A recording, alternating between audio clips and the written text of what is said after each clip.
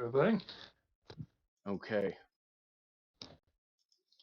So, we find ourselves at the end of the prologue, exactly where we thought we would find ourselves, in the bottom of a pit, about 15, 20 feet up, looking down at you guys.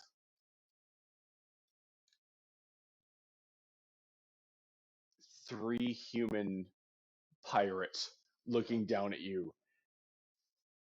I believe they are holding short swords, and they have some light crossbows on themselves, and they're all toasting each other and wishing each other well as they get ready to observe the festivities. In the center of this pit, as you guys are gathering yourselves tied up, there is a bonfire beyond the ash and the bright lights contrasting with the extreme dark of what is now night. You can see some sort of large, hulking, brown haired humanoid like being struggling and tugging at some chains that you hear slowly stretching like they're about to give and crack.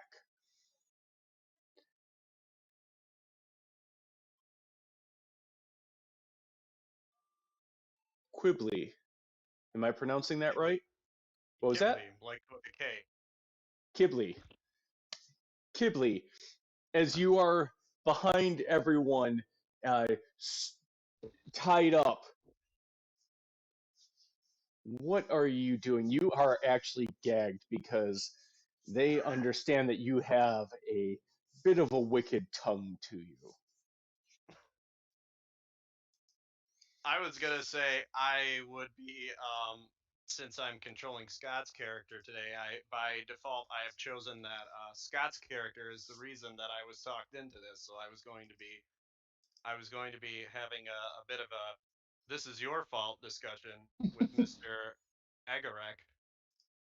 Um, I suppose if I'm tied up and bound, I'm trying to see if I can make gestures or indications to my colleagues here to see if I can get them to undo one or both of these bindings. Roll a persuasion check at disadvantage, please. As you're tied up, it's difficult to get the gestures off. Okay.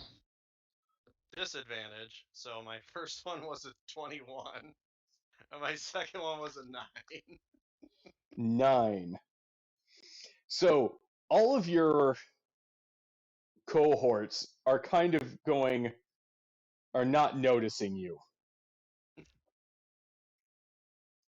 But out of the shadows crawls this little greenish being with some spiked teeth and pointy green ears, and he goes, "Anna, do you need some help?" I nod vigorously at him in my most charming of manner. And he pulls the ball gag out of your the gag out of your mouth and puts it down around your neck. Ball gag. Anna, Oh my god. I'm Boblin. Boblin the Goblin. Do you require assistance? Boblin, there's never been a more finer goblin I've ever met in my entire life. If you'd be so kind as to, there's these chains and you see on my hands. I need him to get these off. I need you to get these off. That'd be a great help. Praise Bahamut. We absolutely will. Praise Bahamut. Yes, a fine. Wait, Bahamut. Yes, Okay, Bahamut. I had him confused in my head for a moment. I was like, I got Tiamat and Bahamut confused. He takes the rope and start Watch the fur. Okay, yes. and you suddenly see the bindings on your arms come undone, and he smiles, and right as he smiles, you see one of his teeth just fall out. I pat him gently on the head and I say, I think I can get the rest from here, and I start clawing at my feet bindings here. All right, and almost instantaneously with that, you see Agaric just kind of all eloquently in his bluish elven figure with his pirate attire on and his white hair drawn back. You see him just kind of little twitch here and there, and just everything freezes. And he goes, "Well then, And I look right at him and I say something like, "Were you planning on waiting all day for that?" it takes time to be this wonderful." Yes, I'm sure it does. I'm sure you get people roped into these situations all the time. Well, We're gonna you're have a out of the little chat ropes. about this. We're gonna have a little chat about this later, fella. Fella. Well, you're out of the ropes now, so that's all that's important. Stubby Big Toe, what are Yeah. you up to? You are currently bound, tied up. Well, can I tell what the creature is that's um, pulling at the chains in the distance? Roll a nature check to see if you can identify the being. Um, forgive me. Which die do I use for that? Oh, 20-sided dice. All right, that's what. Yep, got it right here. 20. Natural 20? Yeah. Okay, and just so I don't know you if you can see that, but yeah. and just so you're aware, you add in your case it's a +2 to nature. Because you have a Yes. +2 Yep. modifier. Yep. All right. All right. So you look over as you're bound, and your eyes go wide as you drink in this large, pointed-eared, kind of looks like Chewbacca in this a combination of hide and metal armor. You recognize this being as a bugbear, a very nasty being, and you see it also has a large morning star that it is reaching for as it's like Oh. tugging, and it's like a big baseball bat, but it has spikes going down. It's pre-built-in nails.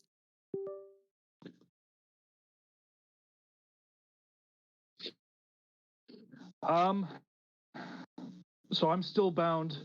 Can I beckon for Boblin the Goblin to come help me?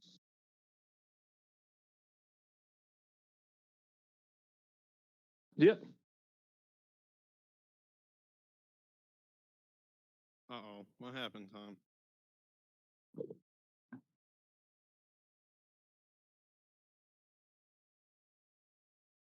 He's getting a Kodak call, and we have to wait for him to be done Can with you it. But if it's a Metal Gear Solid codec call, he's going to be talking for a good hour. hear me now? I can hear you. Yeah. Okay. Okay, I'm sorry about that. Yeah, you're good. What was it? My headset cut out, so I'm sorry about that. All right, so It's all yes, good. you hear the awe, and you realize that this being is a bugbear. You were beginning to say something, but Yeah, I lost you. it's all good. Um, I I quick try to get Boblin's attention. Well, with my hands bound. Try to get Boblin's attention because he's still over there. You just helped my cohort, my colleague. Is the cannonball yours too? Is he talking to me? Yes. Oh, right. Yes, the dwarf. Yeah, I suppose he is with us. Here, we should go over here and get him out. This guy, this guy. You seemed at least reasonable, and I Oh, thank suppose you. if Boblin is helping, then I'm attempting to use my claws away from these things as well. Do you not Mhm. have the strength? What? What? Just you have, and he like starts That's true. poking at your muscles first. Yeah. Now, Boblin, please let's give the man a moment to. And I'm brushing you off and patting you off. What was it again? What was your name again? Big My stuff. Stubbs. Big shot. Big shot. Stubbs, Big big shot toe. here. Big toe. Stubby, I'm just so can you roll? bewildered by the sight of the bugbear that I panic. I look over at that and I say, "Is that your friend too?" The bugbear. Yeah. I'm sure he can't be that unreasonable, right? Oh yeah, yeah. Let's go talk to him. He's killed 7 other teams in a row. Oh. Hmm. Hmm. Stubby, roll an athletics check, please. All right. D20 plus your strength modifier. All right. I got 3. Plus 3, 6. I guess this one is not that strong. Let's help him. All right. Ah, If you had that thanks, poison lads. beer, my stomach still feels pretty sick there, fella. So let's. All right. Who else is still over here? They threw the cat down here with us, not me. And I point at Scott's character and I shoot him kind of a before he makes some dumb snarky comment. The other cat. And you see that The cat little just run away. All right, so we got to get Jake's character up now. What's going on with Jake's character? Was he also? He is also tied up, but he's actually working his knot by himself, and you see him just kind of go and like stand up. Just okay. Look, that he didn't even need a knife, and he got it done quicker than you did. I'm teasing Scott's character. I'm just Uh, fuck you. Boblin. Why did you Yes. let us out? What? Why did you let us out? I'm very curious. So we can try to survive? That makes sense. Why are you in here? A starter course. I would enjoy living as well. Oh, um, okay.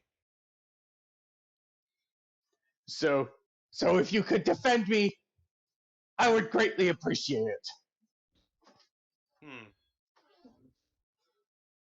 Well, I suppose we owe him at least that for untying Yeah. us.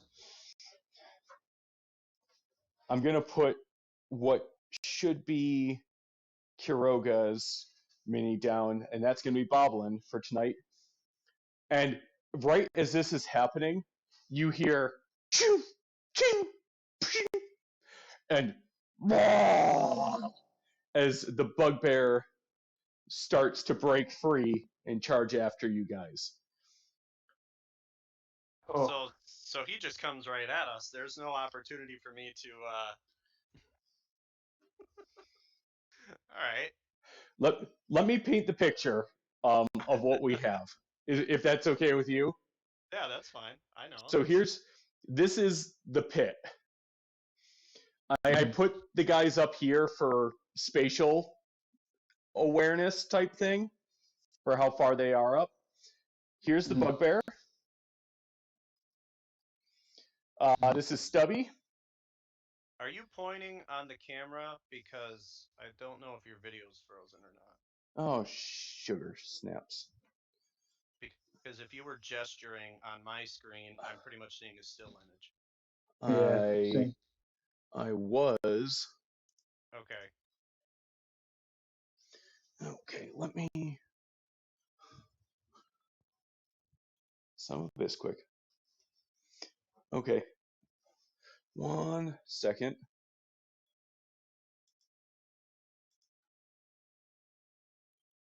Okay. All right, you guys have an image again? Yeah, there's a new guy in there now. Cool. Yeah, I see. Yep, there's a fifth one behind it now. All right. Let me point out some stuff to you guys. Am I pointing now? Yeah, Yes. now it's live. Okay. So this is the pit. Mhm. I put the bridge up here just for elevation's sake, and I just got that mini and I wanted to show it off. Here's the bugbear. Here's Stubby, Scott's character. Kilky, right? Ghibli. Kibley. I'm I sorry. know. I switched it from Ulki at the last minute, and I was like, should I do that? I don't know. I guess there's a little bit of time for me to stick it back if you want. I don't know. No, don't. I'll adjust and I'll learn. This is Saber, Jake's character, the human paladin.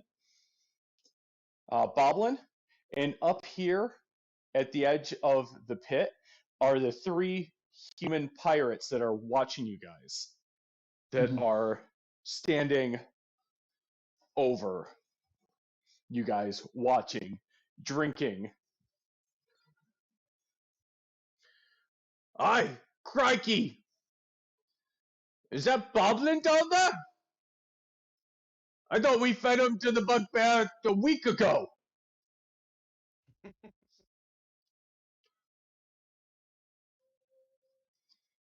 It sounds like they forgot about you. Well, or maybe not. Kibley and Stubby. I'm going to give you guys each an action, if you wish, of some sort before this bugbear actually attacks, if you guys want to try something.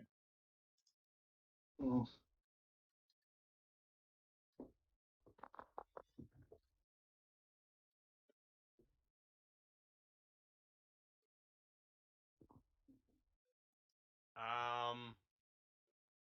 I don't know really what I could do.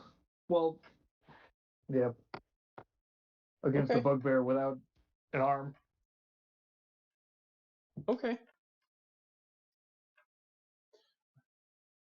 Um, I guess at this point I'll let the initiative go and I'll see where it goes there because it sounds like it sort of just jumped in. So if I have the initiative, I guess depending on where I land, I'll. okay. I mean, I guess the only action I can think of would be just standing myself up, dusting myself off, and grabbing my loot. I believe that's what they left me with. It was the loot, right? Yeah, it was. Yes.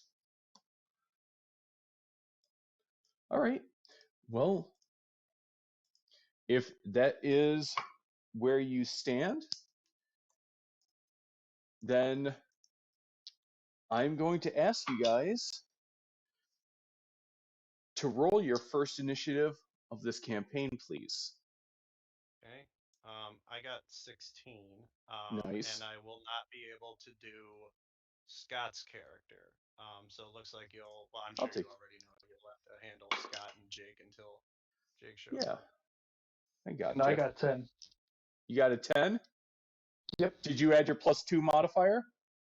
I did not. No, that Okay. was just. You get to add your dexterity modifier. For you, in this Okay, case, it dex. is a +2. Yeah. If you have the D&D Beyond thing open, it lays it out pretty nicely. Okay.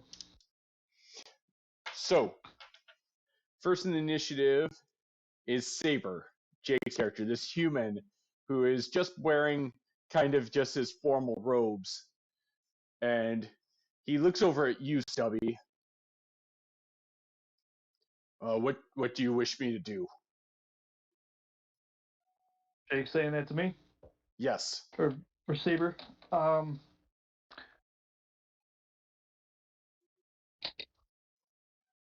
Oh look. Oh, hey. Is it Oh, hey. Is it Saber? It's Saber. Look, the first you're just in time because you're first in initiative. I know that was weird. Well, I'm glad I could help. What did you plan that? I wish. It was very dramatic, but It was.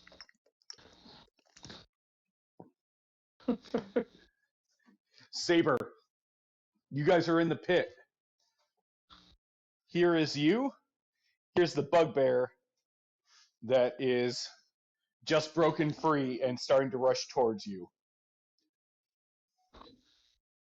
All right.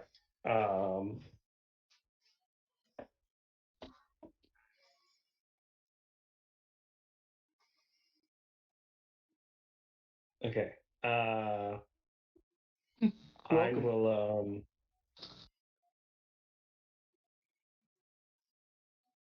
I will. What is he? What it? I didn't get a description of what this bugbear looks like. What else does he have on him? Is He just has like a hide. He looks exactly like the artwork I sent. So he's got a morning star that is a bit bigger than a normal morning star that he's wielding with two hands, and he has some chains around his ankles and wrists. They just broke free, and he's getting ready to just charge at you guys. Okay. All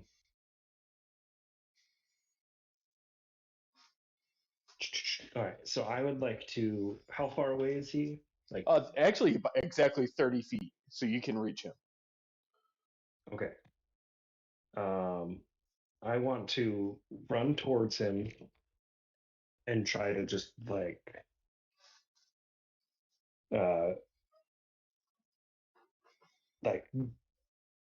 grapple him and get him down to the ground.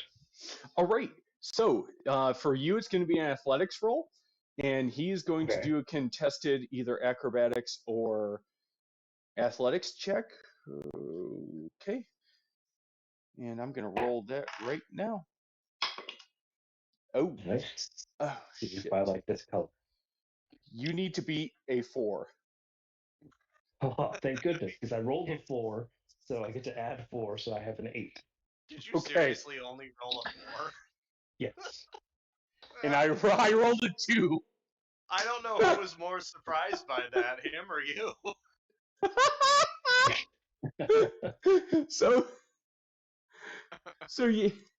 Yeah, you charge. So you charge in, and you just like come up and like straight up like bear hug him and hold him as your action. And I don't believe you have a bonus action right now. So, no. Nah. All right. So you have him grappled. Ulky, I'm sorry. I didn't. That's fine. What? No, I'm gonna learn Quibbly. It's just my encounter builder still has. I actually thought about leaving my name as Ulky, and at some point just throwing out the line saying my name is actually Ghibli, but my parents called me Ulky, and nobody knows, like making the joke that like I just have everybody call me that because nobody knows how to pronounce. I thought about doing that, but then I actually pulled the trigger and put Ghibli on there. So Ghibli, you are up, it's my not friend. too late. All right. I see Jake just run. Just run. This dude just run forward, tackle him, and I'm a little surprised by that too because I had something planned and I walk over and put my hand on Junk's back, on Big Toe's back, and I say something like, "I think our guy needs to meet our heroic cannonball," and I hit you with heroism, which is a concentration spell. So until the spell ends, you're immune to being frightened, and you gain temporary HP. You're gonna get 4 temporary HP every single turn. It doesn't stack. It just like every turn you get 4 HP. Temporary HP. Yeah. So You even can- if you get hit, like you'll get 4 more on your next turn. Okay. And on D&D Beyond, you can populate the temporary HP next to your normal HP. Okay. I just have my what's it called here? My sheet. yeah. I was just gonna take notes and things. Yep. Okay.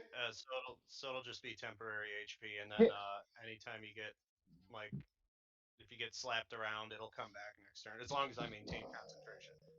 Mhm.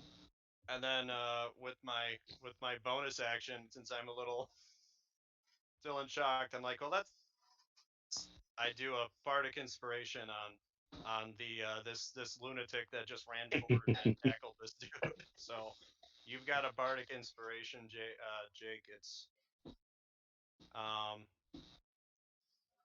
one bardic inspiration to D6. You can reroll. You can roll the die and add that number to any ability check, attack roll, or saving throw.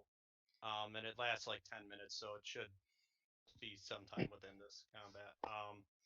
And then the only stipulation that Tom will make sure we follow is you have to wait. You could do it after the roll, but before Tom says what happens. So you've got short answer is where the fuck is it? Ability check, attack roll, or saving throw. You can add a D6 roll to it. Okay, cool. All right, so you got a bardic inspiration, and I've got heroism up on my little cannonball here. And I'm gonna stay back. Okay.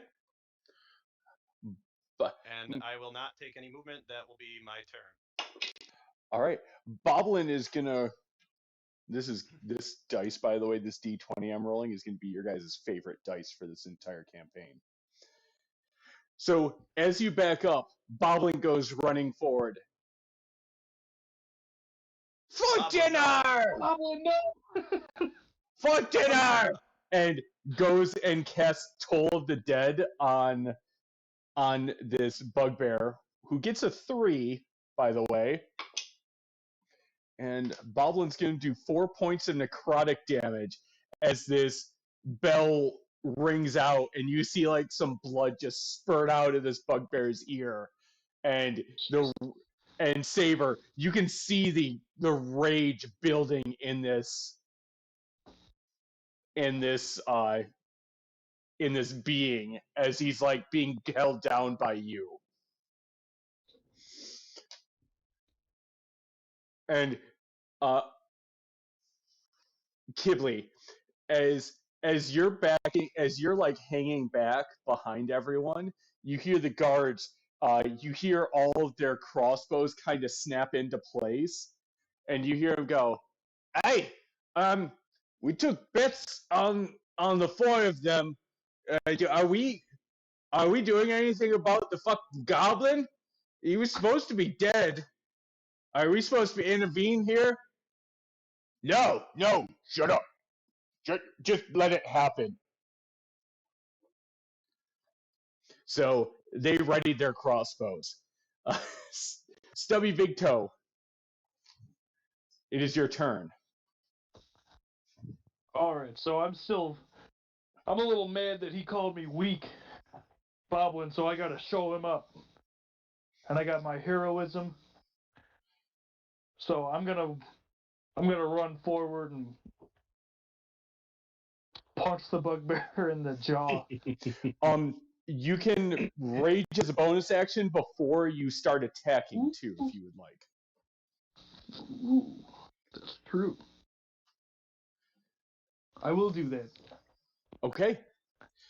And you get in a flanking position since he is restrained, and you what is it? You can do this attack with advantage. So you can roll 2d20s and take the higher of the 2 rolls, then add your 5 to see if you hit. Sounds good to me. I will do that. And add 5? Yeah, you get a +5 modifier for your unarmed strike. Oh, yes, yeah, I did see that. Sorry. Don't be sorry, you're good. All right, I got 11 and 3, so 16 with the +5. Okay, so your unarmed strike does 4 bludgeoning, and you get a +2 modifier, +2 extra damage when you're raging, so 6 total bludgeoning damage as your angry self just runs up and punches this big, like, Chewbacca-like being right across the face as you go into this bloodthirsty rage. And he just... Whoa!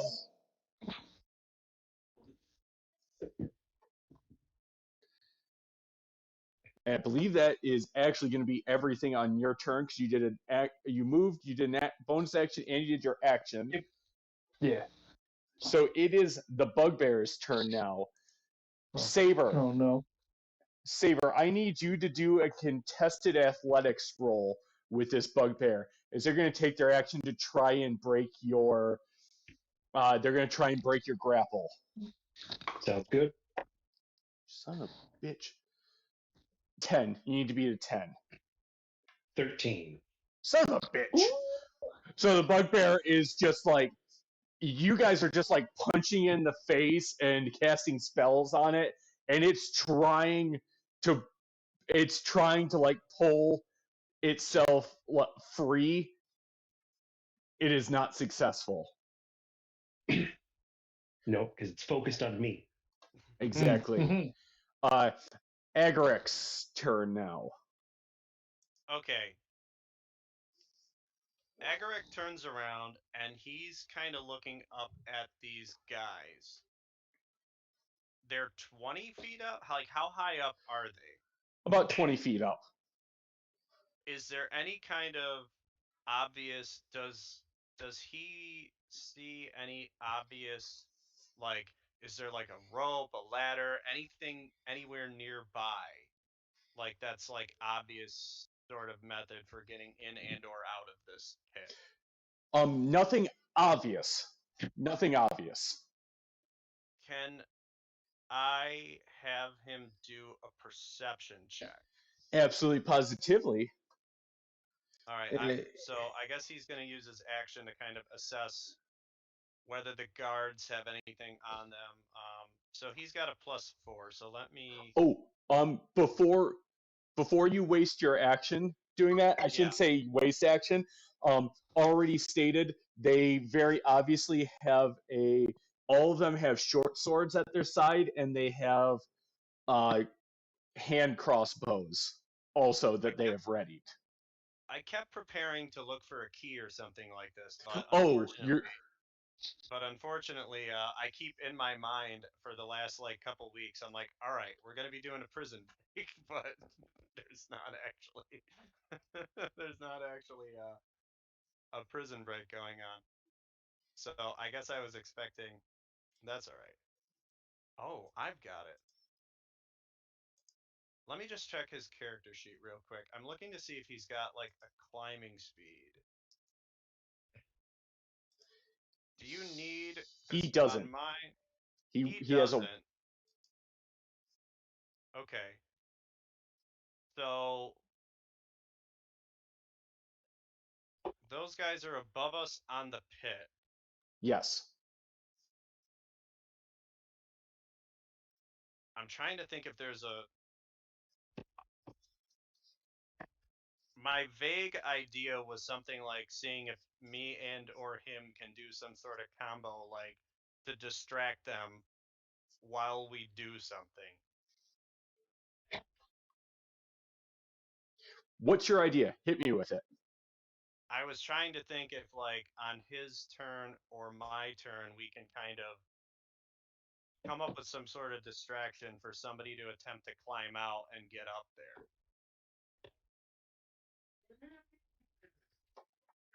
But You can,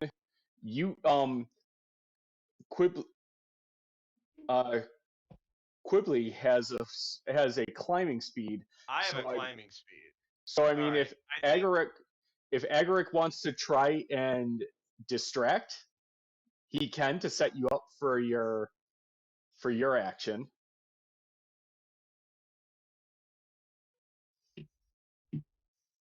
Okay.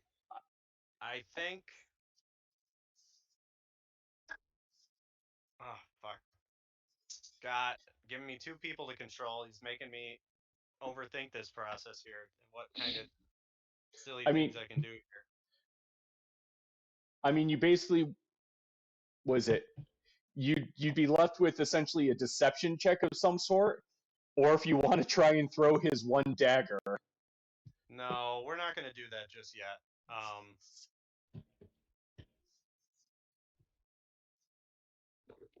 All right. I think he does a quick scan to see if there's anything he can do, and then he determines that the more immediate threat is this bugbear, so he runs up to it. And it looks like since people are attacking it and it's grappled, I think he can get a good sneak attack off on it. Yeah, you're gonna get a sneak attack and you get an advantage on the attack. Yeah. All right. So, all right. What's your modifier here, buddy? Let's see. He's got a modifier of +5. Holy shit. Yeah. Scott, if you miss with the +5, I'm gonna be very sad. So I'm just gonna roll 2d20s. One of them was a natural 20, and the other one was a 10. Okay, so natural 20, and Stubby, this is going to be a nice lesson for you. Yes. So the D4 and the D6 get doubled. All dice will get doubled, and you re-roll 1s and 2s on those dice when you get a natural 20 on an attack. Okay. Yeah. But so natural 20 is basically like a crit. It's pretty cool. Yeah. I've been doing a bunch of stuff about like looking up rules and everything about that, and okay, so it's gonna be saw that. But so Tom, this is gonna be 2d4s, reroll 1s and 2s. Right? 1d4, 1d6, and then re-roll 1s and 2s, but then you double that number and add 3. Okay, so I got the 5, which we're gonna keep. Reroll 1s and 2s. Mm-hmm. So those are 1s again. So do I keep the 1s or do I just? Nope. Roll until you get a 3 or a 4. Okay.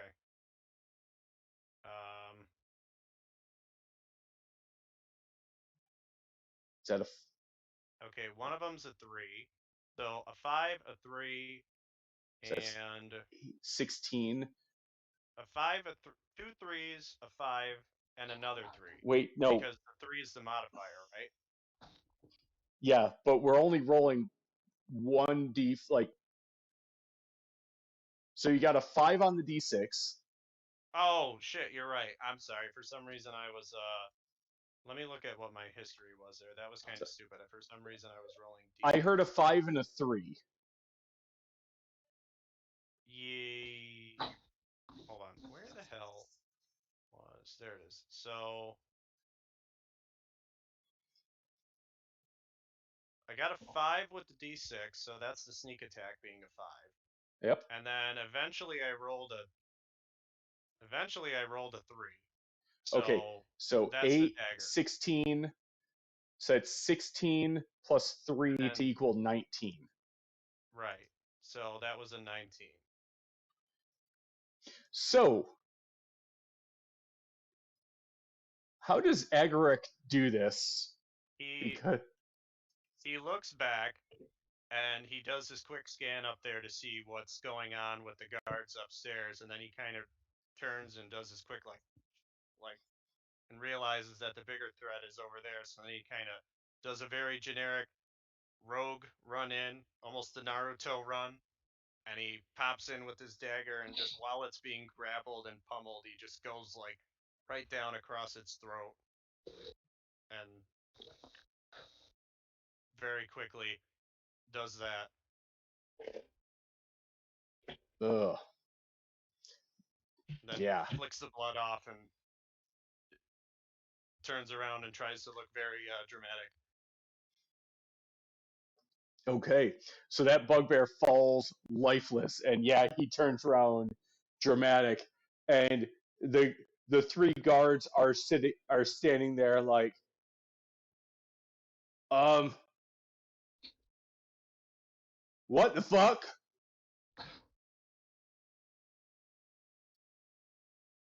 Saber, what are you doing with Quibbly on deck? Um,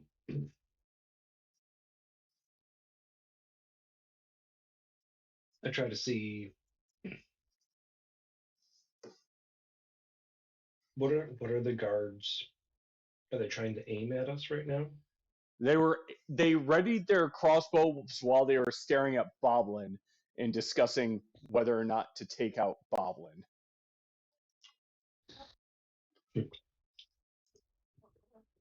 All right. Is there anything useful in the area, like on the bugbear? Roll an investigation check.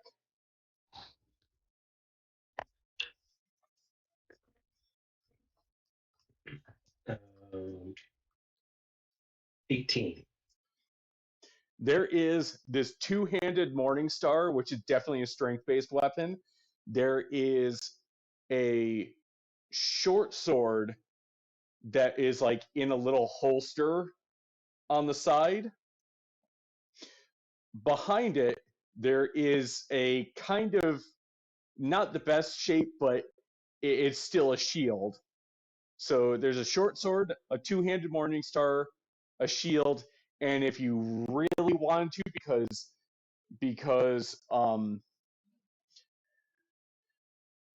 Agaric was nice enough to slit his throat and not stab him in anywhere where the armor is.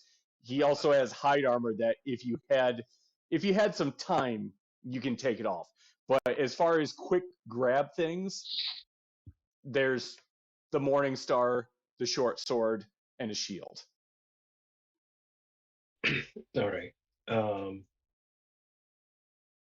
I think what I'll do is I'll tell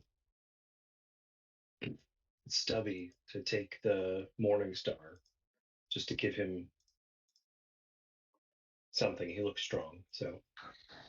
And I would want to try to go back and get that shield because I don't want to get hit by any arrows. Okay. All right. think, So, yep. I was just gonna say for Scott's character, I think with that sword there, he probably just sort of looks at you and he kind of motions to his dagger like I've got this. If you kind of the unspoken like I don't need it. Okay. Am I able to take both the sword and the dagger on this turn? Yes. Or the sword Yeah. and the shield? Okay. Yep.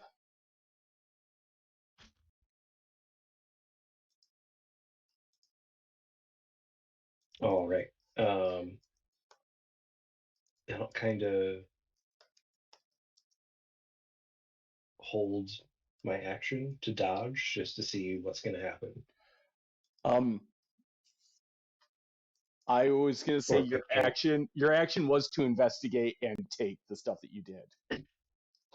Okay. Yeah, so then I just kind of face the guards and just stand ready. Okay. Let me just get this. Okay.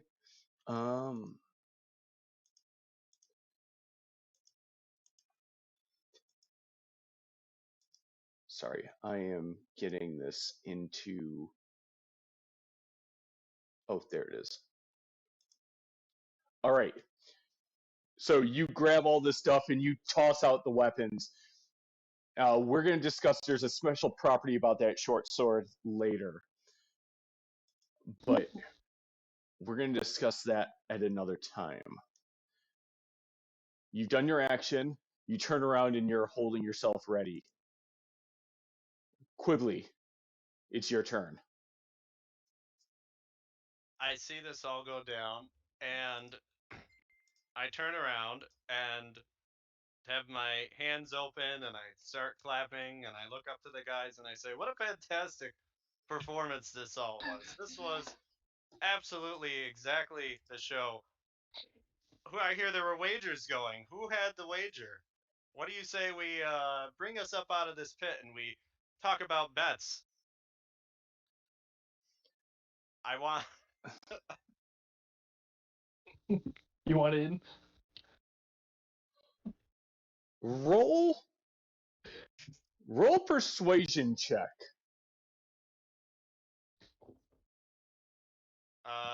15 plus 6 for 21. Uh, uh, um. So yeah. Okay. So about that, let's just take a minute to discuss. Yes, Um. By I'm the a bit of way, a gambling man myself. If you, I hear there's some wagers going on. If you, I'd love to hear all about this. But maybe we should discuss it upstairs. You know, out of this, out of the cold. That way we don't have to shout to each other. I'm having a hard time hearing you. so Spit Goose here. By the way, that that would be I. Um. So how about this? Um, because there's 5 of you and 3 of us, and we would. I can I discuss Yes, the wager with you from a distance, but then kick this ladder down afterwards while we run away like little bitches to. Um. I don't see the need for that. But if you'd like, yeah, you can get that ladder done. We'll discuss it in a moment. Okay. Um. So here's the thing. They're all taking wages back Yes, I at. do. I do enjoy a good wager. Yes, I would love to hear all more about that. I hear there's lots of money to be made. You Yes, guys look there. like the kind of people who enjoy a little extra cash, right? Yes, there is a lot of money to be made. There is just Perfect. one. There's just one problem. Yes, Um. the ladder. That is the problem. Yeah. Yes. Yes, that too. Um. And while he's doing this, he kicks the ladder down to you, and he goes, but the problem is that there's a lot of them, and they're angry and they're violent. So I don't know if you actually want to go, um, or we can we don't I keep much I'm money I'm on ourselves. I'm trying to gesture to people like a to my guys here. I'm trying to gesture at you guys to like. Like, um, so I mean, it's like, uh, If he kicked it down, I'm already trying to walk up it or climb up it. so I mean, do you want to? Is it that you want to collect uh, uh, part of the wager? Is that what you're saying to us? And I put my hand on this guy's back. If okay, if we're still in initiative, then I use my movement to go up this ladder, and You're I'm not going. really like Okay, then I'm at. I'm maintaining the initiative in the screen just in case you guys do something stupid. Um, but Leave that to me. it's Oh, kind of there'll be it's plenty kind of of time for suspended. stupid stuff. If I can't wait. So I just casually climb myself up, and I'm putting my hand on the one nearest that's talking, and I'm just discussing all the fantastic excitement there always is to be made with a good gamble going on. And I show him my card deck. I'm like, maybe you like a game of cards, or maybe we need to know more about this Um, this combat. what would you like us to? What I mean, what would you like to wager? I mean, do you want to bet on? I mean, we have Well, let's see what we have. like I mean we all have a coin purse, and all 3 of them kind of like show a coin purse. Actually, I'm gonna take it off the screen for now because you are pretty well. I mean, still the potential to like snap back into initiative. You're not quite out of the weeds yet, but um yeah. So we have these coin purses here, and also we have our crossbows, and we have these short swords too. Like, so I mean, we have things. If are we gonna are the 4 of us gonna play cards? If you guys are, well, I don't know. Maybe you guys don't seem like the card playing type, the wager making type. And and the and the three of them all look back and forth. Roll one more persuasion check, please. 19 so 25. And they all like I'm run just casually away. going to put it back in my pocket, like, oh, I guess you guys don't really want to play And cards. I mean, maybe you don't seem like the type that like to win fantastic prizes. and they all go and sit next to their fire. They walk away from the ladder, and they sit next to this fire, and they go, "Please, please, let's yes." And they all start like throwing their stuff down that they have to gamble. So like all of a sudden there are three short swords, there are three hand crossbows, there are like little holsters of arrows, and their coin person. They go, "We do love a good gamble session. Um,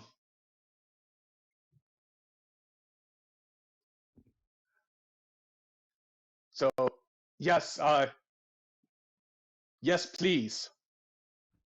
Um, so I have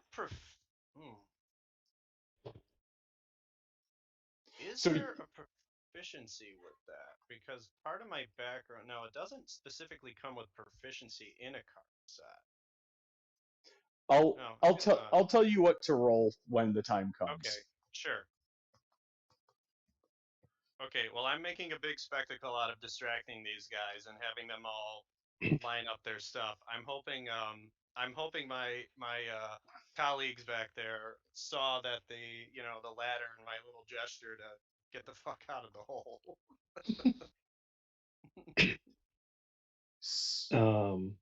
Would taking the hide armor off take a little bit, or would it be something I could?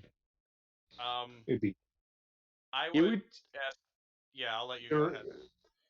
it would take about 10 minutes, but from the sounds of it, these guys are stupid, and Quibbly has got them wrapped around his paw. So I would say it's your judgment call 100%, but as a DM, I'm going to say you would have the time. Like, you're going to be the tail end of whatever happens. Like, you'll just barely get away. But, yeah, you have enough time. I'm gonna leave it. You're going to leave it? Oh, I was gonna say I would wager that I can probably buy you enough time to do that. But this is metagaming, so it depends on if you wanna Metagaming is go with perfectly that. okay. Okay, I would wager that I'm going to be able to keep them distracted long enough if you want to try and do that. Okay. Because remember, we And also don't have starting equipment technically, so I'm seeing what we can get from them. yeah, So anything I can. I'm setting them down because I literally have gambler as my background, so I'm just making a big obnoxious show out of doing cards, and we're just running through a quick. I'm setting them down and running through a quick session, a quick little like, all right, and I'm just got them distracted with that before we start making any actual bets. So I'm just running through these guys and keeping them distracted and trying to eyeball you guys every now and then to make sure everybody's or at least if I catch everyone out. All right. All right, All so right. I'll take the time to Yeah. take it off. All right. So, Saber, you know the special shield that you need to populate for the feat that you took? I don't remember the name. No. Shield Master Shield. Okay. Stubby, I've already Yeah. populated your Morning Star to your character sheet. Excellent.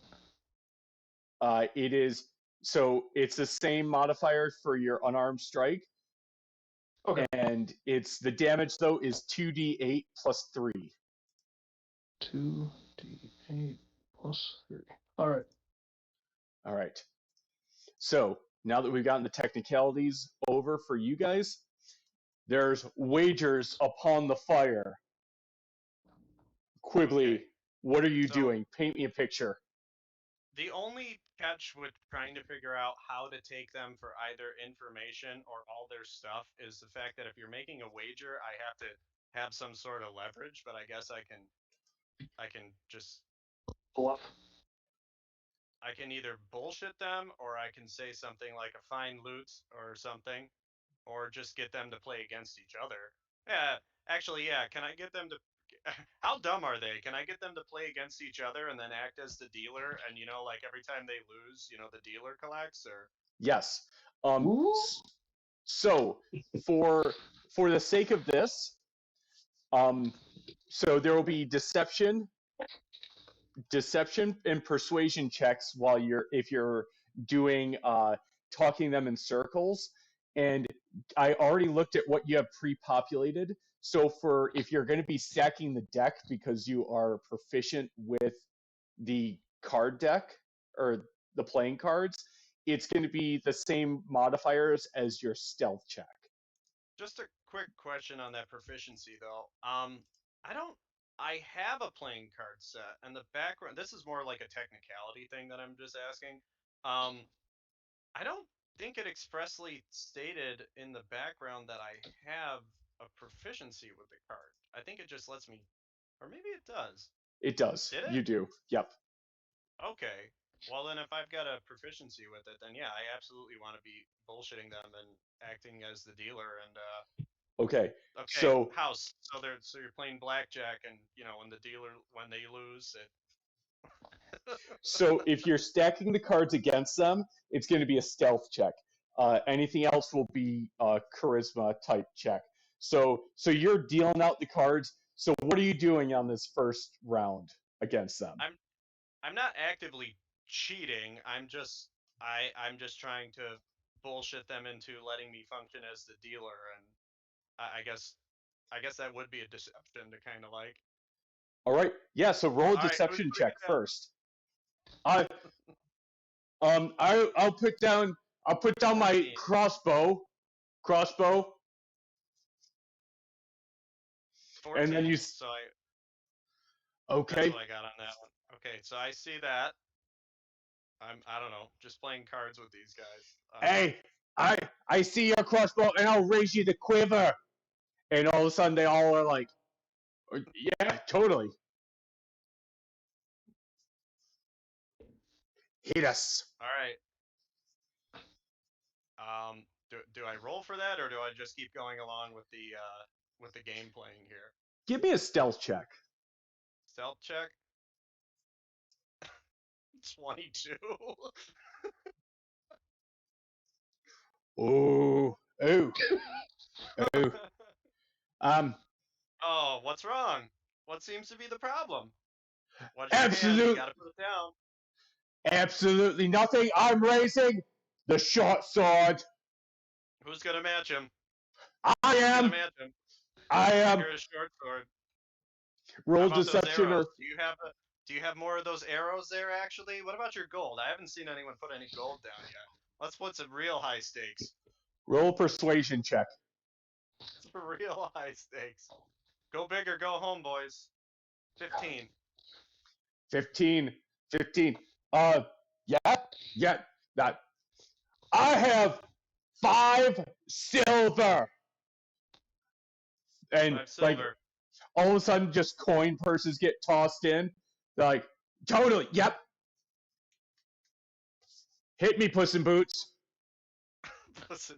All right. What do you want me to do with that? You want me to do what is that? A deception? Is that a performance or Do another stealth check. do another stealth? That was a 11. 11. It's just, it's just enough with these guys. That's just enough. They're like, yes, yep, and they're all looking at each other. So you have their coin purses, you have their quivers, you have their hand crossbows. Are you going for anything else? I don't even think they have anything else. I'll raise you the leather off my back. Gonna ask about the armor. If they have Oh, any? the leather off his back. I don't know, boys. I think we're in a little too deep here. Gee. I'm just being as you know, showman as I possibly can with all of this with my fucking 19 charisma. Give me one more performance. Give me a performance check. A performance that is a 13. Not great. Down to our skibbies then, mates. Down and all of a sudden you have these three naked dudes. Okay, Just careful, boys. This is getting a little. This It's is getting a real little- weird real fast. All right, for all the marbles, I see what you did there. you and your weird smooth skin. Well, actually, I don't know. Smooth skin is more of a dragonborn kind of insult. I don't know. I think loser has to get into the pit. Yes. All right. Losers have to climb down into the pit. I like that. Who's gonna raise that one right there? Well, I'll call it. I know of one. Call and they all call. All right. So what's the reveal? You just flip over and you just have like the equivalence of a full house up through an ace. So like all in the same suit, just ace down to was it ace, king, queen, jack, 10? 10. Yeah. Like all in the same suit and they'll just like, oh fuck, Oh. spit goose. Oh. Well, Well, that's a shame, boys, and I'm scooping it away, and I'm out. That's the way the cards fall. But what a game! What a spectacle! I'm hoping Mr. Aegis has finished his bullshitology in the amount of time that I was up here dicking around with these guys. And so like I'll say you got like 6 torches also in a tinderbox in this. And they all go and they go, now fair is fair. Fair is fair. Right, okay, fair's fair. and they Right, all come on. and they all climb down into the pit. All right, boys. You knew the rules. That's the wager. Well, then I'm pulling the ladder up after them. And as all of your friends have scooted out into the night, and you have like all this stuff gathered, and you yourself start to scoot out, you hear the last. Oh yeah. No, you go. I'm sorry. I was just gonna say, while I'm shuffling them down there and doing that, I want to ask them, like, oh, by the way, what should I be looking for? Like a town? I don't know, like a town or. Where's the nearest settlement? Oh, I don't know. Where's the nearest tavern or town or something like that? Where can we go and get something to eat? I suppose. Maybe well, I mean, the revelry headquarters is to the east. As by the way, you see this guy like just standing there with his ding dong out next to a bonfire, and he's like, over to the east is the revelry headquarters. You're probably not going to want to go there because there's a lot of people putting money on you being dead. And there's some sort of cabin that can be used as shelter to the west, which is super. And if you can either sneak through to the east, there's the docks. Otherwise, there's the lost ships to the north. Okay, all right, fantastic, boys. All right, well, all right, we'll be back. We'll see you in a little bit. Okay, enjoy your time. Wait, and, when are you coming for us? We'll be back. That's I don't give a tie. Just okay, all right, we'll be back. Thank you. What if we get hungry? Are we to eat the bugbear? I'm fresh meat. I don't know about the rest of you guys, but I'm already like, okay, let's. Yeah, we're walking. All right, we're walking. We're moving on. Reminder to my human, you don't have dark vision. And you are in a jungle, essentially. So what direction are you guys trying to go? Let's see. Oh wow, everybody but you. Yeah. It's a thing. I of all the things that I overheard during that, I think maybe the first pit stop might be this cabin they talked about. I Unless you was guys gonna. I was agreeing with that. fantastic. You guys want to help me drag all this stuff back? The loot, I gotta figure Yes. out what the fuck we just your got. spoils. All right. Oh, I'm happy that worked out so well because that's like exactly what I wanted to do is just talk to people with Nazem and just like converse and bullshit my way with people. But man, Bard is like literally built for like, do you want to just fuck around? Roll survival check.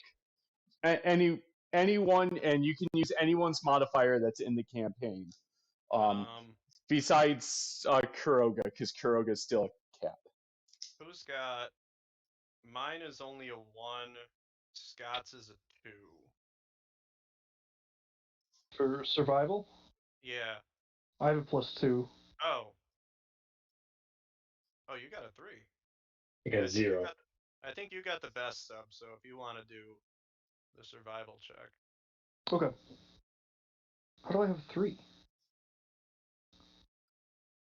+2 for your proficiency, and then you have a +1 modifier for your wisdom. Oh, okay.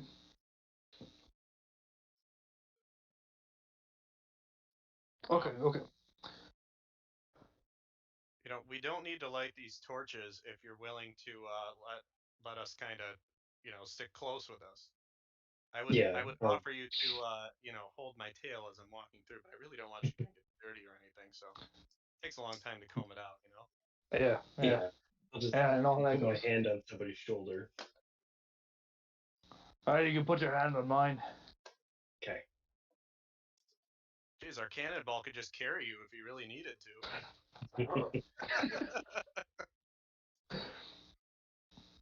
All right, what did we get for that? For that survival check? Oh shit! Sorry. Minor detail, right? All right. I just rolled a 10. So 13 proficiency survival. Okay. Right? Yep. Yeah. Let's see. It's nighttime on an island that you guys aren't familiar with. Mm.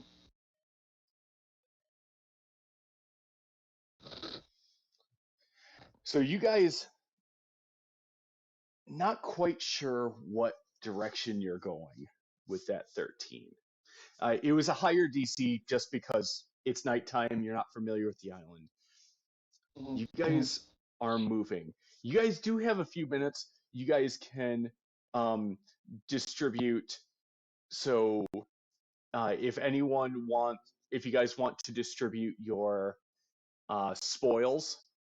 Can we just have you clarify what specifically we got? Because apparently we took them for swords, crossbows, Everything. armor, and money. Yes. So total cash that you guys got. You mind if I just type this in as you're doing it? Is I'll put it in the general chat. It's a-okay. If you want, I can put it in the loot section too, if that would make it easier. Oh, or that, yeah, whatever. I was just getting ready to type. I figured that'd be. I appreciate you. So it's 15 silver, 8 copper. Okay. 3 short swords, 3 hand crossbows, 3. I'm calling them quivers, but it's whatever the equivalence is for crossbow bolt containers. Yeah. 3 sets of leather. So 3 sets of leather armor, which, I mean, all of you guys have armor that can have armor at this point. Except for you, Jake. I think you don't have one. So at the very He took- least, that'll be. Well, he got the bugbear stuff. Oh yeah, The that's bugbear right. hide. Forgot about that. 6 torches, and 1 tinderbox.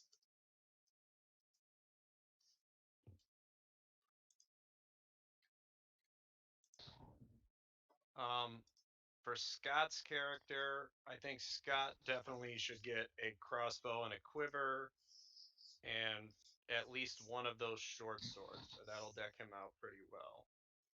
All right. He can also the short swords can be used as offhanded weapons too. So if you guys want him wielding 2, Ooh. he can do that. That's not a bad idea if cause let's see. Stub, you got a mace. Jake, you got a Yeah. sword. The cat is still a cat, so he's not here. The other cat, not me. The actual kid. The actual feline. So if that's okay, then he can take 2 of the short swords, and I can take 1 of them. Nice. And then he can definitely take 1 of the crossbows. Definitely would be good in Scott's Mhm. hands. All If right, you and guys want to take the other 2 crossbows, I'm okay with not holding one for the moment. Yeah, I can take a crossbow and a bolt case just to Yeah. have something to range. Yeah, if you want one, you can take the other one. You can take the other one, Junk, and I'm okay with not having one for the moment. Okay. Okay. all right. Junk, I got you populated for those on your character sheet.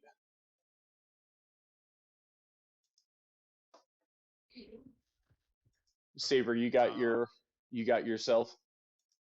Yes, sir. All right. Oh, Junk, just so you know, Yes. for I'm sorry, Stubby, for your sake, It's all good. your hand crossbow, if you do Mhm. that, it has a 30-foot range, Okay. +4 to hit, and it's 1d6 +2 for you.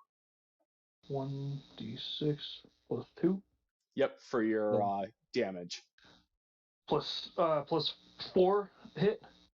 Yes, sir. Okay. Just want to make sure that I'm hearing things right, doing my part. Absolutely, positively. I am not concerned about the money for my character. I'm willing to let you guys, if you want to, you 3 can split it. I'm alright with that.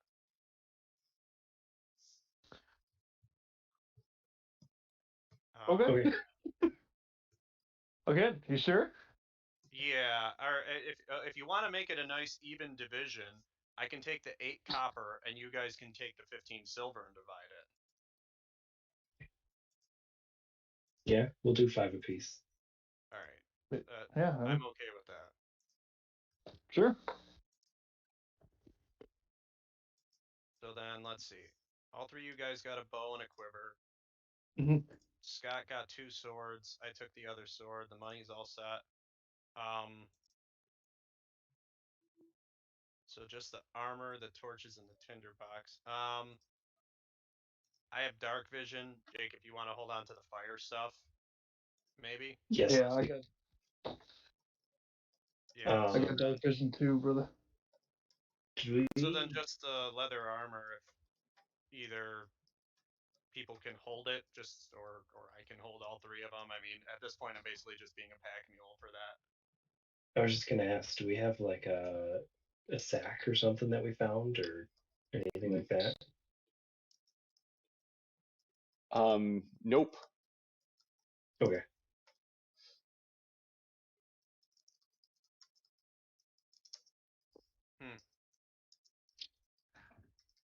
Well, I don't know. We can just I don't know hold how- on to them for the moment unless we. I don't know how much that all weighs, but if you want me to carry some of it, No, I'm good. because okay. I mean, it's also leather armor. I'm sure you guys could fashion, like, if you rolled it up into some sort of ball and, tied two of the limbs together and make it into some sort of sack for yourself as Can well. we make one of the Yeah. leather armors into a backpack and just do it that way? Do any of you guys have proficiency in leather workers? A leather working kit? Nah, I just got Smiths. Yeah. I can help. Yeah, Boblin. Oh yeah, Boblin? Boblin. Hey! Oh hey, buddy. I forgot you were with us. Hey, do you Oh. fit in any of this leather armor? You can have it. And he gets an 8 on his leatherworking. It looks terrible. The second someone tugs on it, it's gonna fall apart. But you have something for right now. Like, so one of the leather armors is destroyed, but it's a really shitty backpack for right now. Okay, well, Better that'll than have to nothing. work for now, buddy. All right. Thanks.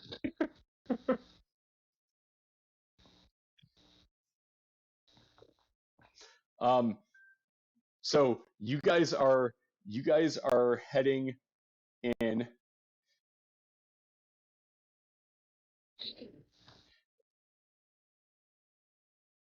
What was it? Sorry, Professor Kranz is texting me. Professor? Gregory. Gregory? Well, actually, sorry about that. So you guys are heading in a direction, and you guys think that you're about to get. You're expecting a tavern, and then you are heading through, and it's getting darker and darker. And as the midnight moon or moons cross over you,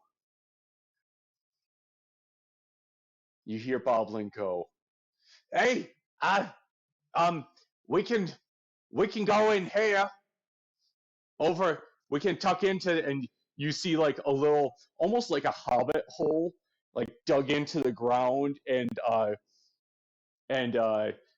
a cavern of sorts. He goes, "Aye, we can hide in here if you want." I elbow nudge one of whoever was supposed to be walking in front, and I said, I thought we were heading towards a cabin. Well, I've woken up in worse places. It seems we've gone in the wrong direction, sir. I'm happy underground. I'm used to sleeping on top of decks. Well, so I guess that's where we're gonna. I guess that's our situation for now. It might be good to hide away. And you see Boblin point in the distance, and all of a sudden you see the little faint lights of a settlement that kind of makes you a little uneasy because it's much bigger than the one that you thought you were heading towards. New Jersey. Basically. You start to get the feeling like you might have headed the wrong direction. And you guys are actually walked a little bit closer than you would have liked to the Revelry settlement. Is that obvious to us now, or is that like... As you take a moment to drink it in, yes.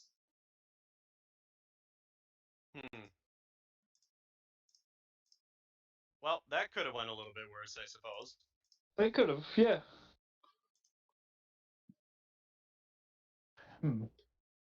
We can hide in here for now, though. Yeah. Okay, I guess we'll. I say we do that. Take a break. Yeah, I guess we'll take a break. And you come into this very polished stone cavern.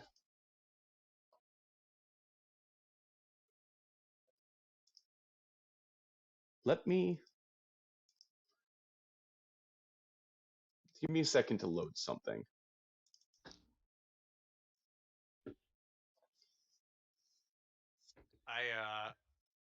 I was kind of wondering how to bring up like we're just gonna take Boblin's word for it. I mean, I guess he did let us free, so Yeah. so I can't really be excessively mistrusting of this guy for now. But he did come out of nowhere. That's true, but I guess he was kind of stuck in the shit with us too. So Yeah. I like him. Yeah. yeah, At I least mean, for the now. guards were looking at him. I've had shittier friends.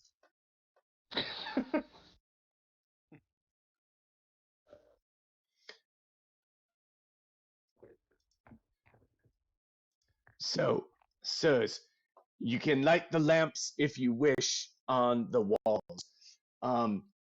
But please be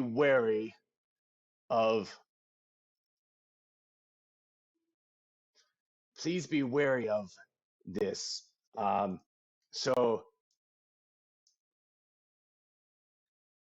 So you have this hallway, and some of my my brethren sleep in here, but there's also part that is a little bit. How do I want to phrase this? Haunted. Hmm. Well, it sounds absolutely charming. Absolutely. Yes. So, I mean, we can sleep here if you wish, or we can continue in. Um, it's up to you.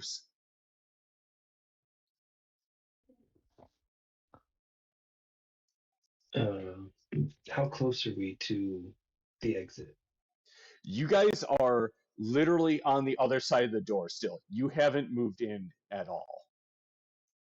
All right. All right. I'll go I in. say we stay. That's me. Yeah, I don't want to go too far in. That's what I wanted to say. I want to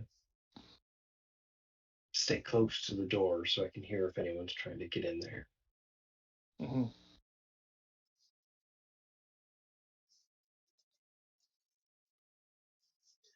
Are you scared of what goes bumps in the night, sire?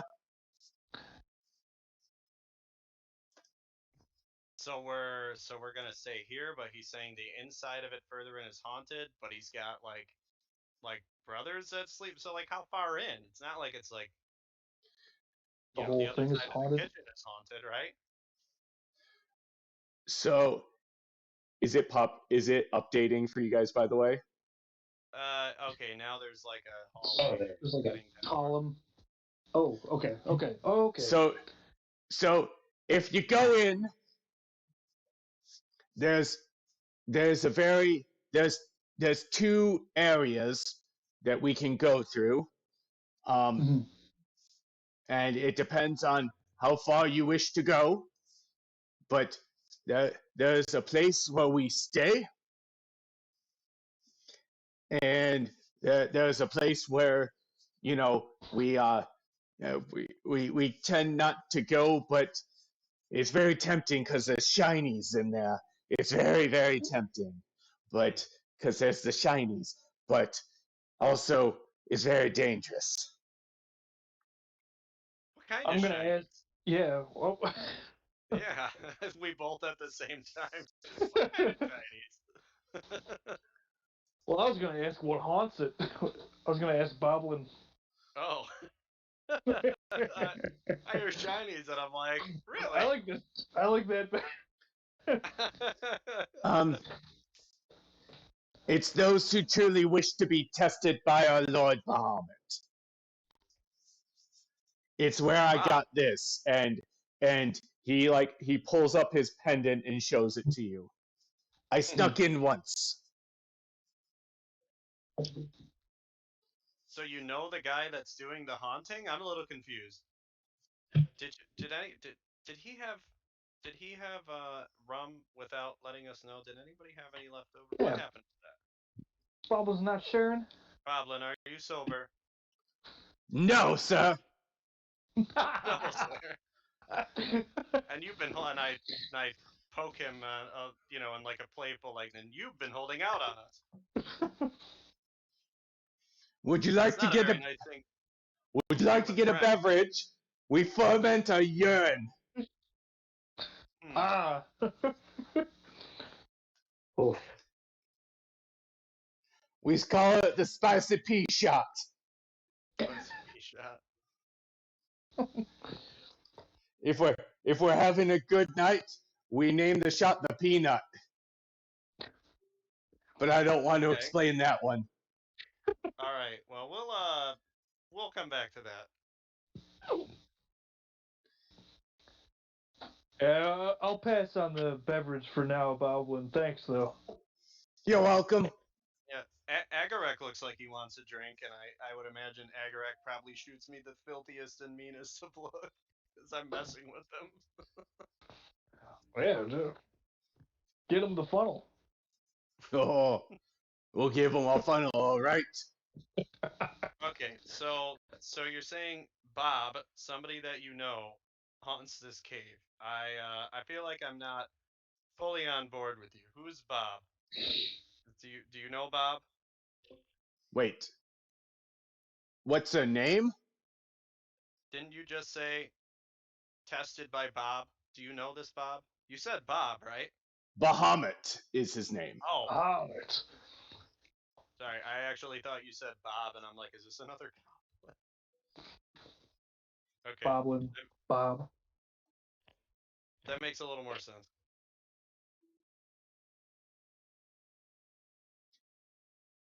Yes, it does. I'm sorry for the confusion. It's just the pea shot's been hit me a Yeah. little hard, and I'm running a little low on my stuff. Yeah, well, I'd imagine you've been, you're just excited to be out of that pit for a few days. So we were almost more interested in trying to leave, but I mean, there is a cave full of alleged treasure nearby. If you guys are interested in examining that, it is treasure, right? What is the treasure? Yes, I need to interrogate him. yes, it's the treasure. Would you like me to Of show what? you? Yes, what is it? Well, I mean, if you go and he leads you down this hallway and he points down, he's like, so if we continue down the hallway that we're currently walking down, so if we go straight and he's pointing the Straight down. south, Mhm. if we continue down, we can go to my brethren's barracks where we will where we can just rest. But if we take this left-hand turn here, then we can, which I'm just realizing is a right-hand turn on your guys' screen. Sorry about that. Yeah, I'll get. Well, if we're going down, then. It's perspective. Yeah. Yeah. If we take this turn here, then then we can what is it? Then we can do the thing where Discover the riches. yes, we can discover the riches together, and I can show you. Hmm. I can show you everything.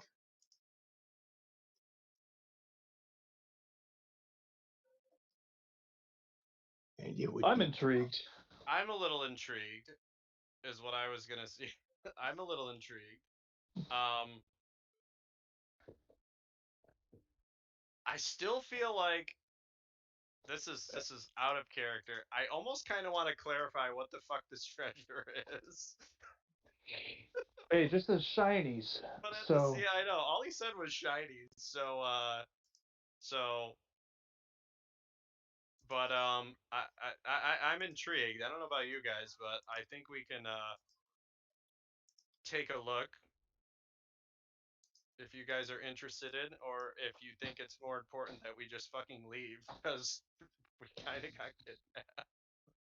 Well, we don't really have any good options of leaving, so I say let's see what we can find. We could probably get some treasures to bribe people if we need to. Well, by the sounds of it, if it's three of us that are all interested in taking a look, even if Scott were here to say no,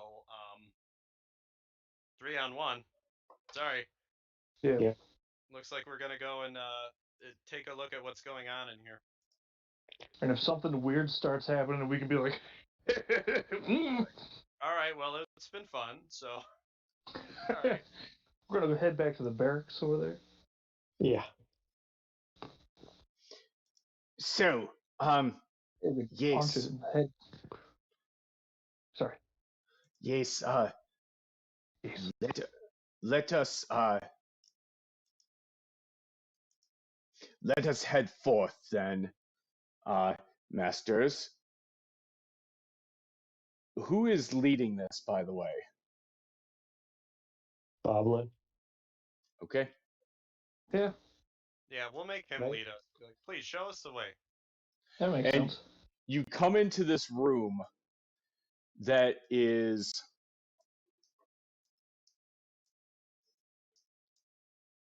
first off, you hit this like little room that's 15 feet by 15 feet, and in the middle is a brazier. And he looks and he goes, and he looks specifically, he looks back at you, Saber, and he goes,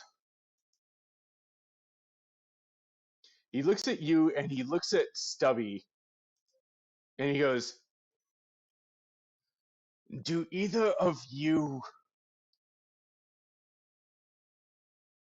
have the potential to stand for something greater than yourself?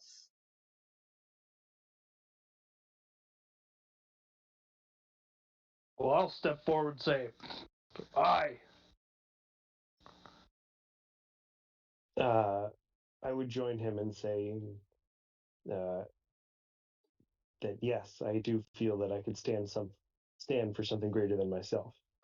Do either of would. you? Oh, sorry. I was just gonna say, I would very quietly lean over to Agarak and go, I'm really glad he didn't ask me that.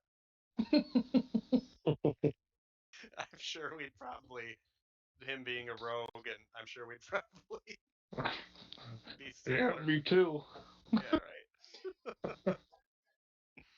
And he grabs a torch off the wall, and he looks at the two of you, and he holds the torch up, and for one of you to take, and he goes, whoever wishes to take it, strike the torch, light the brazier,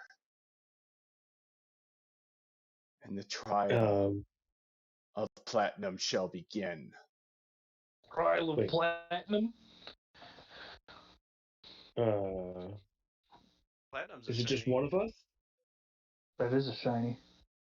You will all be granted access to collectively, but only one of you will be the one that is recognized in the trial of the platinum. If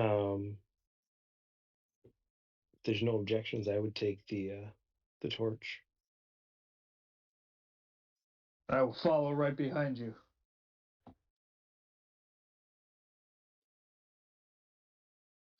So I take the torch and I light the brazier with it. It lights, and this flame bursts forth, and Boblin just starts laughing as the door behind you guys closes, and he goes, the trial of the platinum dragon. You didn't say there was a dragon in here. There Like, isn't. dragging? Boblin. Boblin, I feel like we were led on a bit here, buddy. No, there are shinies. Enter the mausoleum. There are shinies. Oh no. Okay, you first. Why don't you show us? And Boblin runs I'm- right in. I'm scooting him along.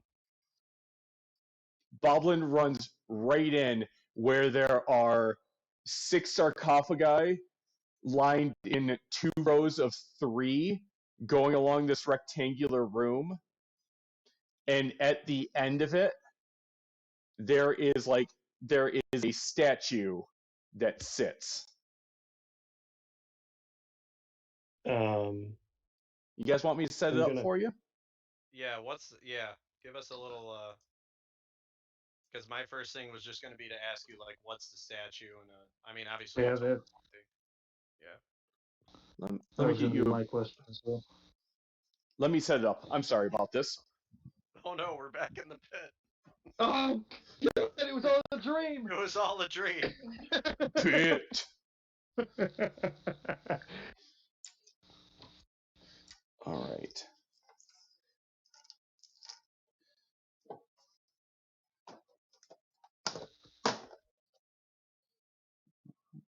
All right. While you're doing that, I'm just gonna Yeah. repeat. Hopefully that won't. All right. BRB. Actually, I'm gonna do the same if that's okay. Oh, hell yeah! Everyone take a bladder emptying break, and I'll get my shenanigans set up. All right. See you in a bit, brother. See you in a few.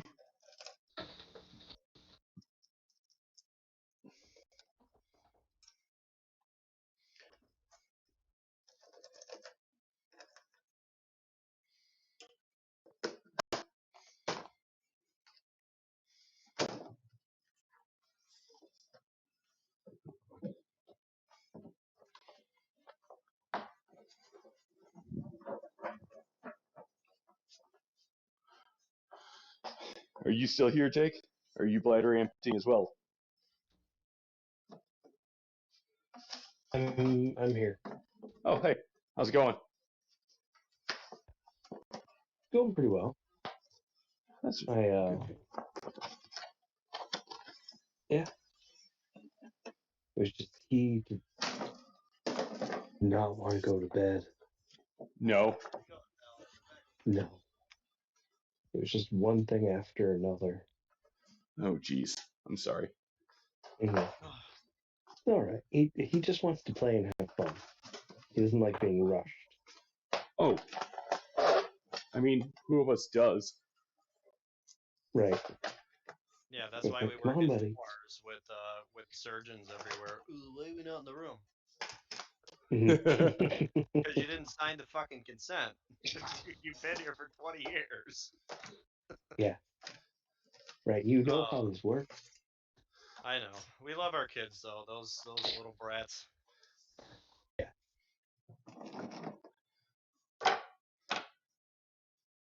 Yeah. We have lots of fun.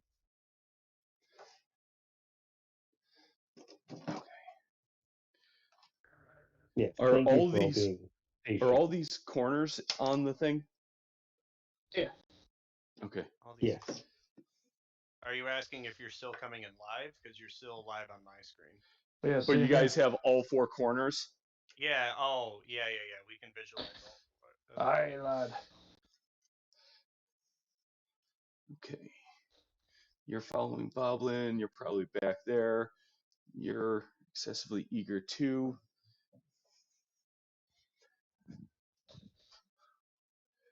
Okay. And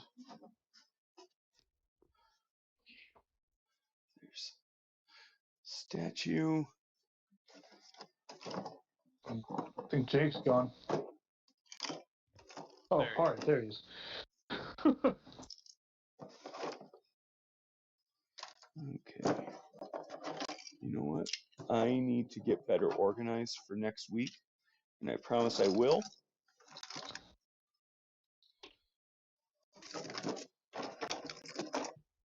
You're good. This is awesome. I was gonna say this was relatively spur of the moment, so For right now, we're going to do this as the sarcophagi that line Hmm. this up.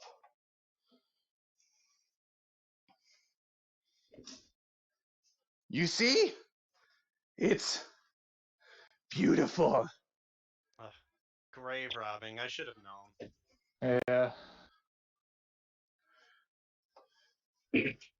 Are you ready?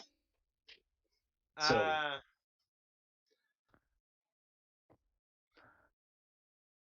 I see all the graves, the sarcophagi, and I grab my amulet and I start muttering some prayers to myself, and I'll cast a divine sense, Okay. and that You lets me know if there's any undead in the area. ping, ping, ping, ping, ping, ping. Well, All sweet six? babies. And as you sense those undead, your amulet to what was the all hammer disintegrates. Hmm. Oh, Well, that's less than good. Oh, does that yeah. happen up and down here? Only during the trial when you're ready to commit yourself to Bahamut. Commit ourselves. Oh, Not you, him. this. Okay, good. I was about to. I was about to. And 4 of the sarcophagi start to open. Oh boy. Yeah. I guess me and Saber kind of like get back to back, kind of ready to fight. I'm gonna do a thing really quick because I just realized how this is gonna flow. And I'm just gonna make sure this is ready to go. Hmm. As you guys get back to back and you are ready to fight, they push aside and you see 4 skeletons come out. I need you all to roll initiative again. Ooh, 19.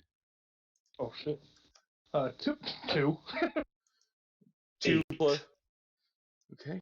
8. If you'd be so kind as actually, yeah, I could just roll d20 and add 3 to it if you want. I can do that for Scott, unless you Right. already did it. That would be super. Okay, so here's a d20.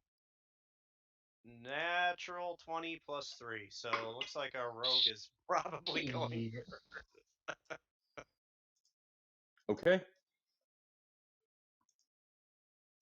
So, yes, the skeletons start to emerge. As you hear them all, as these scraps of armor that have long rusted away barely hold on. Rusted short swords that they have, and they kind of lumber, and you see the symbol of the platinum dragon around all of their necks. Agaric, you're up first. Dubs, you were the green one, right? Or is that Boblin? I believe I'm the green one. Yeah, Boblin, I'm doing the red. Okay. Kiroga's mini. Okay. Is he technically within 5 feet of that one that's on the bottom left? This one?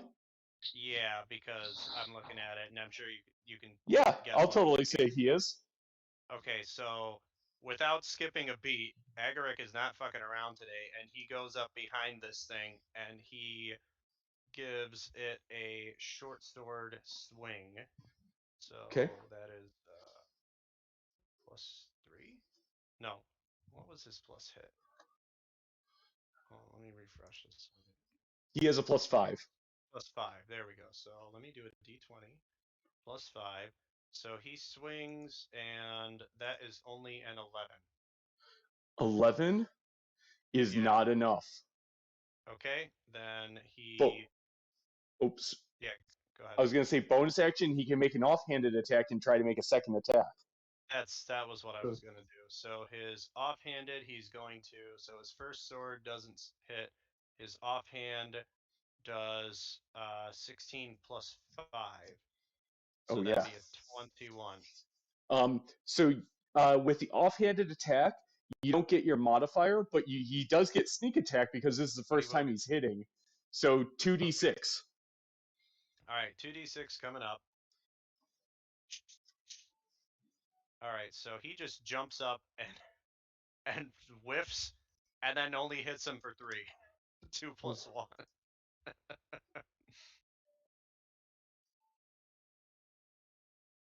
This is his And first time seeing undead. And yeah.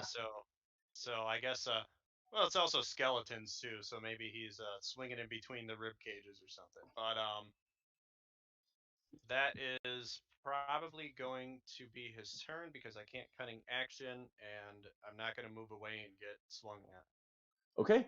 Kibli, you're up then. Ghibli sees these skelly boys coming out, and I'm not close enough to do anything with them, so I kind of look at the one that Agarek started going after, and I give them a vicious mockery. So this skeleton is going to need to do a Wisdom 14 save. Ah, yeah, just barely missed. I rolled a natural 14, but he has a -1, so 13. Oh, Oh wait, so I hit it. Yes.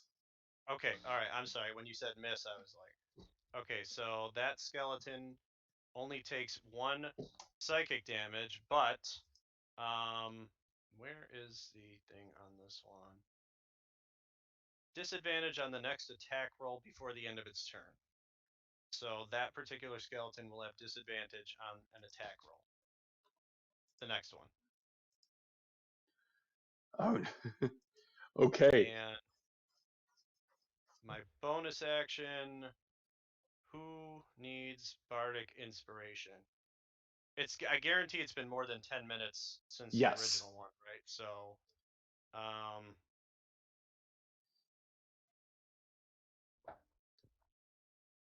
all right, we'll start out with Stubbs. You're going to get a bardic inspiration. oh, I think you so. Okay. And that one is you can roll a d6 and add it to ability, attack roll, or saving throw in the next 10 minutes. And that is going to I'm going to move a little bit to the left, kind of closer towards Agarek. Maybe like 10ish feet. All right. 10 feet. Yeah, about there. Yeah. Okay. All right. And that's gonna be Let's see. Boblin is going to take a bonus action. No, he's not going to do that. He's just going to do Toll of the Dead. He's going to do Toll of the Dead at this goblin. I'm sorry, at the skeleton that you guys are attacking. Mhm. And that skeleton is going to save with a 17. So Boblin's just going to go, oh, shit. I thought you came here often. I normally just go drink piss in the other room. Saber, you're up. Um, so to avoid us getting surrounded, I'll face the skeleton that's behind and to my right. Okay. Yeah. But I want my back like towards the other skeleton. So Okay. and I will take attack with my short sword. Okay. And that is natural 1 for a 6. Okay. That does not hit. Okay. And I'll use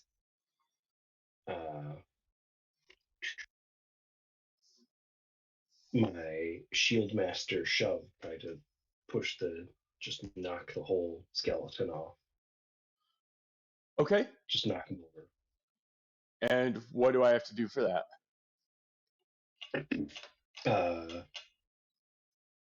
I have to shove you. So I think it's a strength check. Let me double check.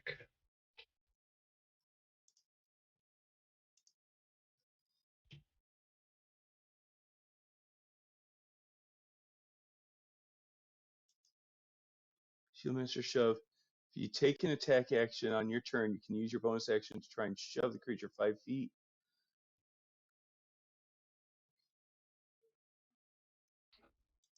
But what is the DC that you... Oh, there we go.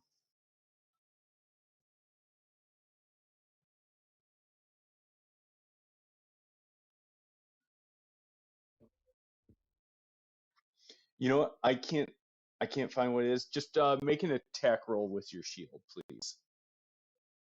Oh, it's make a strength check or athletics. So it's an athletics check. Yes. Okay. Yeah, so against your athletics or dexterity. So just like grappling. Okay. So it's the equivalence of a grapple. All right. Yeah. Roll it up. I got a 14. I got a... You guys are just barely making it these days. I got a 13. So you just shove him? Yes. I All would right. like to push him prone. But... Okay. Well, you push him prone, and in this case, the sarcophagus is open. So you shove this one, and where you didn't do any real damage yourself, but you shove him with your shield, and it falls back into the sarcophagus, and the lid just slams down on it, and you hear it like crunch and just... and it is, for all intents and purposes, disabled. Okay. Anything else on your turn? No, I'm set. Okay. Let's see. We got 3 skeletons.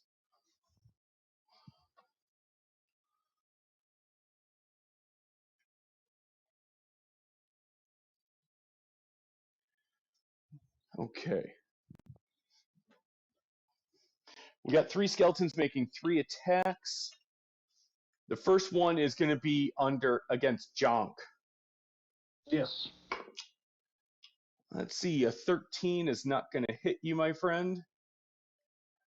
I got, my armor 16. Okay. Let's see. Boblin is going to take an attack. Ooh, 17 is going to hit him. Hit me? No, Boblin. Okay. Oh, shit. Okay. And Boblin Sorry, is I going thought to take... Goblin was attacking me. No. He got attacked. And Boblin's going to take 6 points of damage. Oh, no. As this short sword just like cleaves down on him. He's like, oh, no! Boblin, get out of the way. Boblin, no. And Saber. Let's see, 12 plus 4, 16 to hit you. Oh, that just hits. All right. That is going to be 3 points of slashing damage. Okay. As you get like cut by this short sword, as they're like, oh. Stubby, Yes. you are up. All right. Well, there's that skeleton right in front of me. So I'm gonna smack him with my Morning Star. Okay. So that's the 2d8 plus 3. You roll your d20 plus your strength plus your D- modifier first to see if you hit. Okay, right. Yep. Thank you. Welcomes. All right, 9. So plus 3, 12. Plus 5 because you get your strength and your proficiency modifier. Oh, right. Yes. So So yeah, 9 plus 5, 14. 14. That is enough to hit. So 2d8 Oh, plus yeah. 3 is your. Oh wait, were you gonna rage first, or are you holding off for right now? I'm gonna hold off on Okay. raging because I raged before, and I can only do one. I can only do 2 before resting. Okay. Yep. Is that correct? Okay. That is correct. So Okay. yeah, Cool. 2d8 plus 3. All right. So I only have 1d8. All right. First is 6. Second is also 6. Plus 3, 15. Oh, how does this happen, my friend? Oh no. How do you crush this skeleton? Oh, how do I? Oh man. I'll take the Morning Star. Big chop over top, skull down, crushing all of its vertebrae straight down, flattened it. All right. So yeah, you crush this thing into nothing but powder. Would you like to move? You still have movement if you would like. Oh, that's right. Sure, I'll move over to the nearest. to the next skeleton. Okay. There you go. Egric, it is your turn.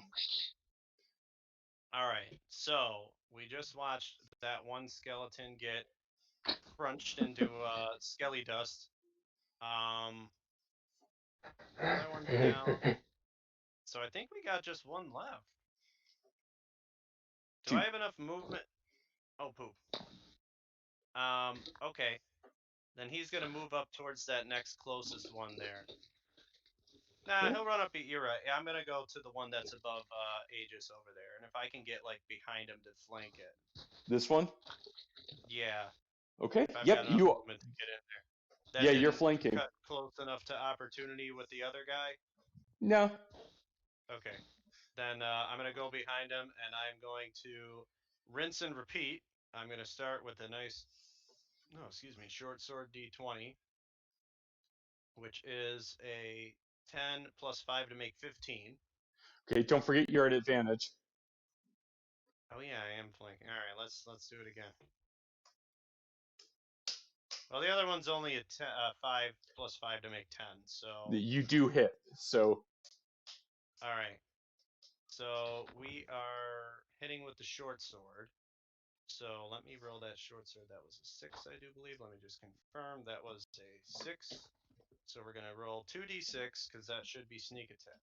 Yes. So I got 6 total plus 3 to make 9 damage. Okay. All right. You do a hefty swipe into him, and you have a bonus action still if you want to do. Correct. I was just waiting to see. I didn't think it would have that little HP, so I'm going to. So he dashes up behind it, gives it a nice smash, and then with his offhand weapon, he takes another swing, which would be 23. Yep. And that is just a plain 6 to make 4 total damage. You know how much HP it had left? Probably 4 exactly. Yes. Okay, so he runs up behind it. He gashes it kind of upward across the back of the ribs, and then with the offhand, he goes back and kind of goes to diagonal, sort of head, neck, like this away, which you're not watching, but like going for like a neck chop, kind of. Like at a nice 45 degree against the skeleton. And with that, you just dissect this guy and cut it down. Anything else on your turn? He moved, he attacked, he bonus attacked, so I think he actually can't do anything else. Nope. Okay. All right. Ghibli, you're up next. I see these skeletons getting crushed and pummeled into skeleton dust, and I cough a little bit as I accidentally whiff a good chunk of rotten bone. But then I see the one that's closest to me, and Good for you. yeah, right, calcium. I go to vicious mockery, the one that's closest to me. So that's another wisdom 14 save from them. Natural 19 minus 1, 18. Natural 19. So that skeleton is immune to me mocking him and my charm. He's not smart enough. No, they clearly were not smart enough for that. It appears to be like laughing at you. It's like its mandibles comedically opening or going up and down like it's laughing at you. Like Skeletor. Skeletor had such a good voice. Yeah. Ah! I'll get you, He-Man. Right. All right. I'm going to bardic Sorry. inspiration. So Jake, excuse me, Aegis, Ye- I used bardic inspiration to him. So Okay. you now have a bardic inspiration on you. So both you and Subs have the same ability check, attack roll, or saving throw in 10 minutes. And I'm gonna hold my ground back there. So that will be my turn. Okay. Boblin is going to Toll of the Dead this goblin. I'm sorry, he is a goblin. This skeleton for 6 points of necrotic damage as you hear the bones rattle as he lets out his soul, and he's like, it's what I can do. All right, good work. Thanks. Saber, you are up. All right, I'm gonna push past. Try to. I know there's two more in those. Or there's two more somethings in those other sarcophagus. Okay. So I'd like to make Oh, my way right. towards those. Oh, and I was getting all cocky because I don't think he announced that, so I just see these 3 of the 4 getting crushed, and I'm like, no I problem. forgot about those other ones. All right, so 10, 15, 20, 25, 30. So you're pushing up here? Yeah, Okay. I was like, there's more of them.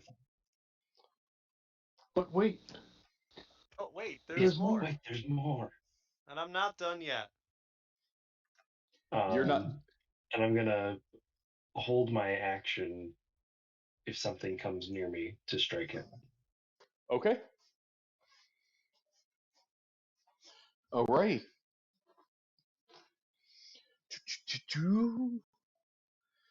Let's see.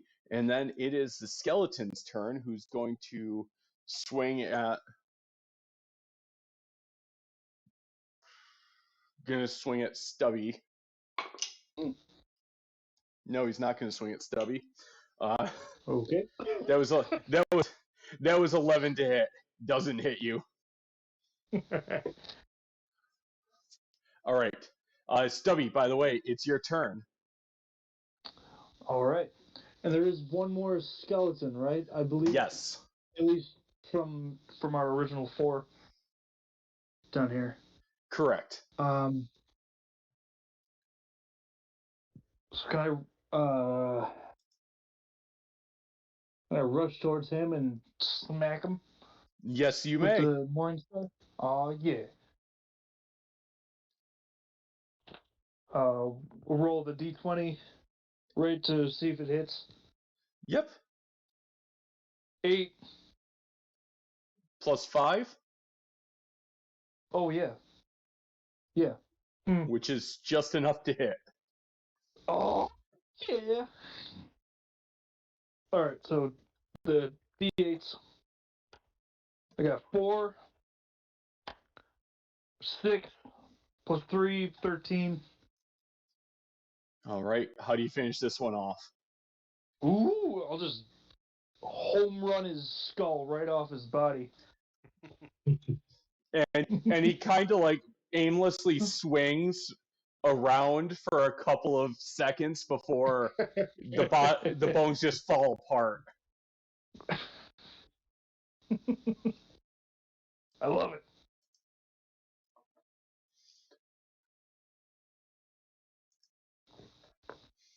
All right. So, as you do that, out of those 2 sarcophagi See? that are still intact emerge 2 undead soldiers in breastplates Mm. with spears. Mm. It was their entire action to open up their sarcophagus.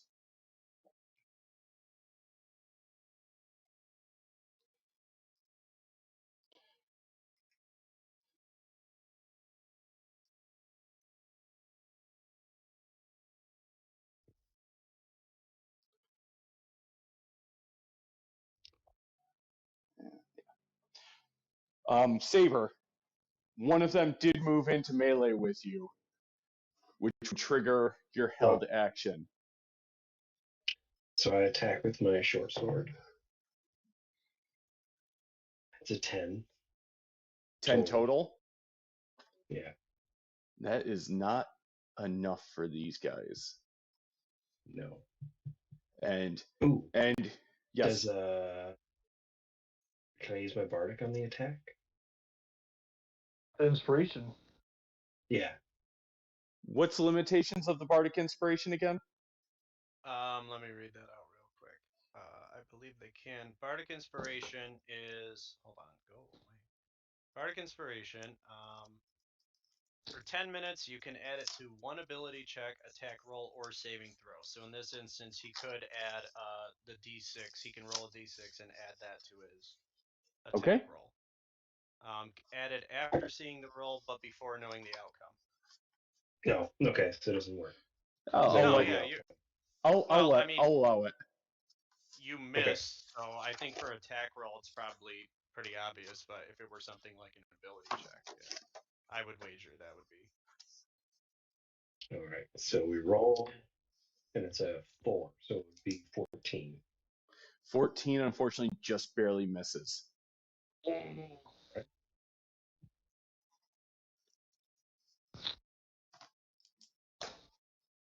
And this one looks at you and goes, "Worthy, unworthy."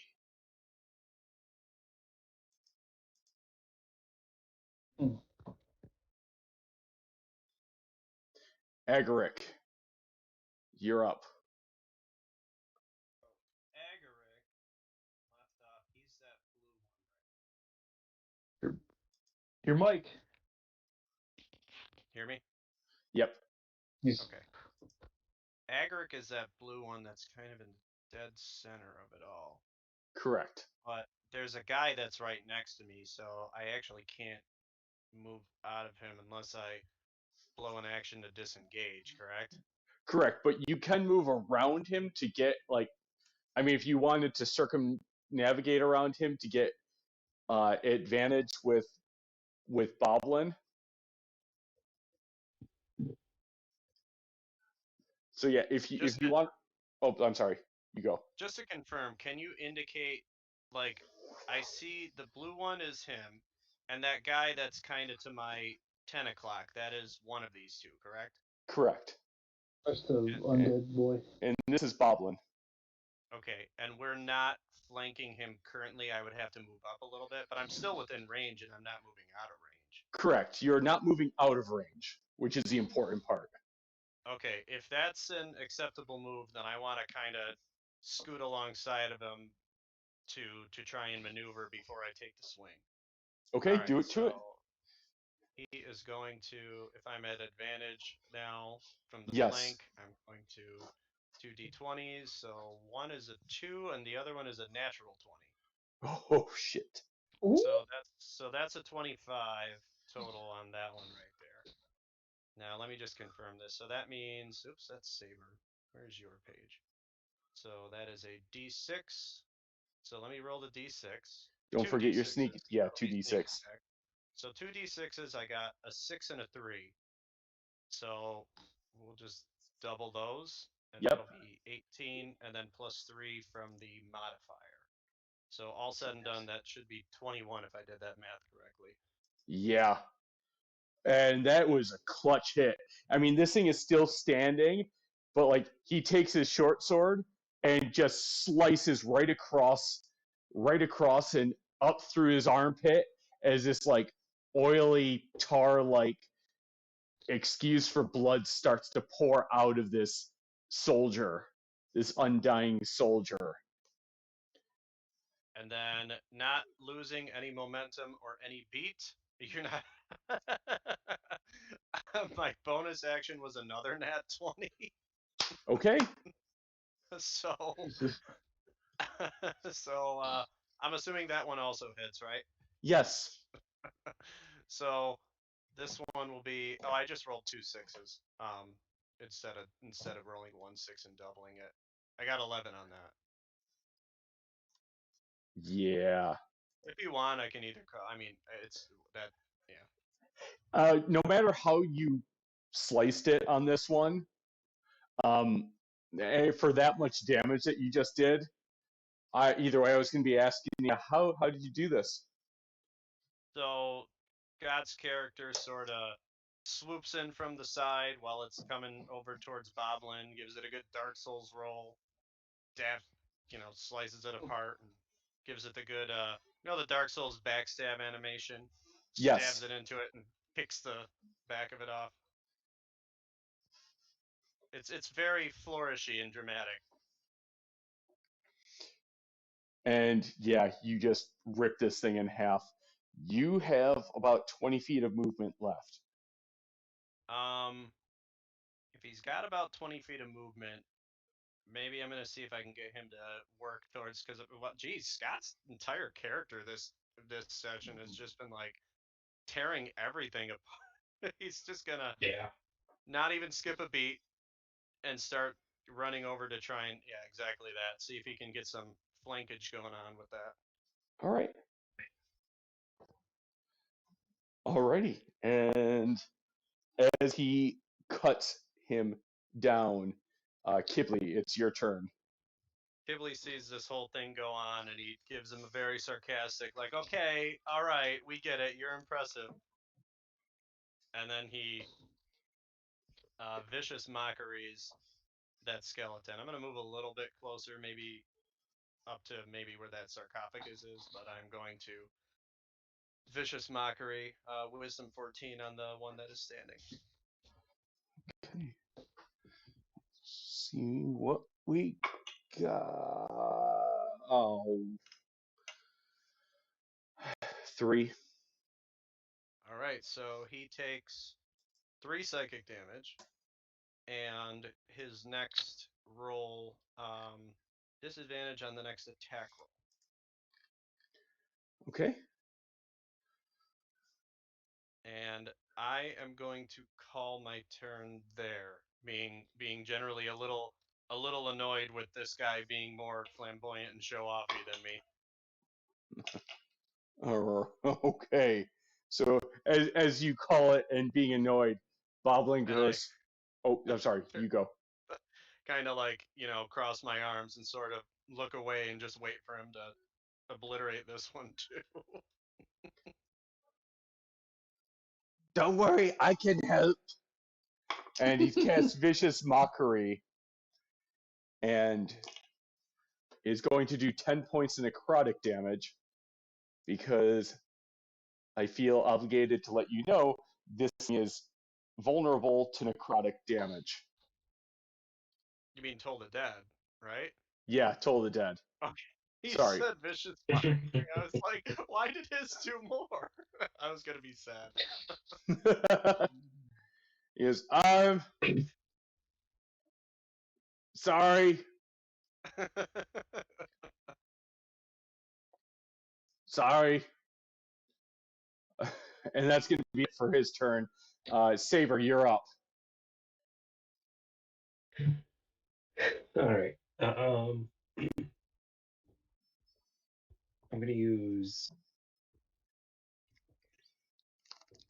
my bonus action to hit my shield with the offhand weapon Okay.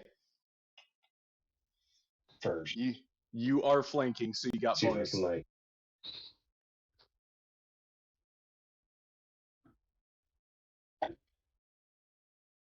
all right.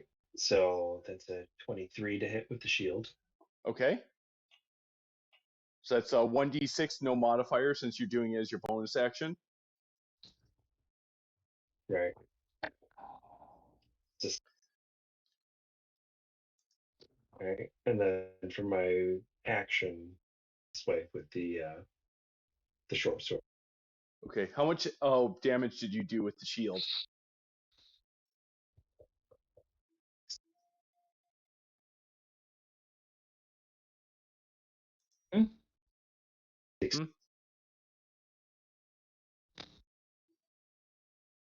How much was that? You cut Can you out a hear? bit. Oh, 6 max damage. Okay, cool. All right. And short sword attack? 16. 16 hits. All right. So another 9 damage with the short sword. All right. How do you finish this one off?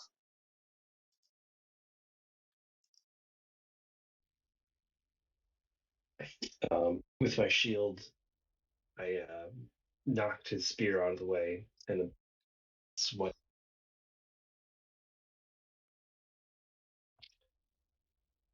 right Okay.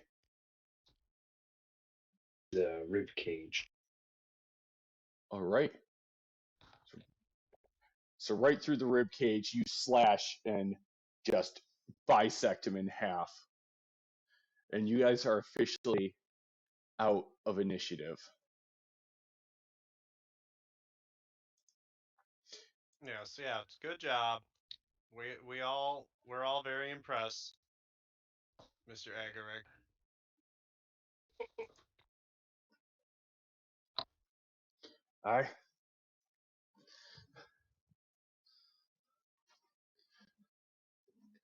This is the farthest I've ever gotten in the trial. Well, that answers the question I was about to ask as to what comes next. Do you have any more monsters to spring on us, Boblin? That wasn't very nice. I thought we were friends. We are friends.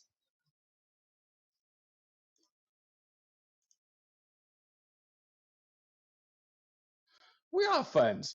I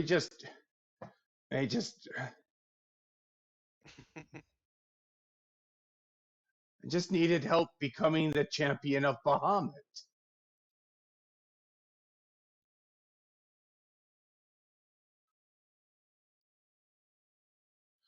Didn't have to fool us into it. Yeah, I where were these didn't- shinies we were talking about? Let's get back to that. The shinies, yes. The shinies. I told it's in the next chamber. Not sure I want to believe that. So you didn't actually know for certain there were shinies back here. I was told there are shinies back here, but never successfully made it that far. I feel like this would have been some important information to have a little earlier, don't you guys think? All right, Yeah. well, I say he continues to lead the way. There's one problem. Oh. I And don't what's know that? how to. I don't know how to get to Oh. the next chamber. Hmm.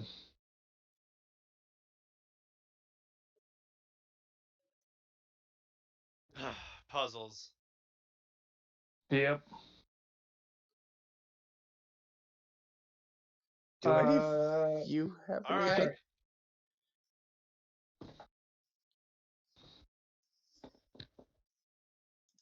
Do any of you have any ideas? I was just going to suggest we spread out, take a look around. I was gonna say we check out the statue. Yeah, let's start with the statue. I like that. All right, who's investigating the statue? I'll investigate. Okay, This guy gets it right. All right. roll an investigation check. So that's going to be your D20 plus your Yep. investigation modifier. So that's +2. +2. Love it. 10 + 2, 12. There is on this statue, there is a battle axe. I'm sorry, not a battle axe. There is a sword on the statue. The arm goes up in the air, and it looks very tempting to try and The pull sword that does? sword. Yeah. Hmm.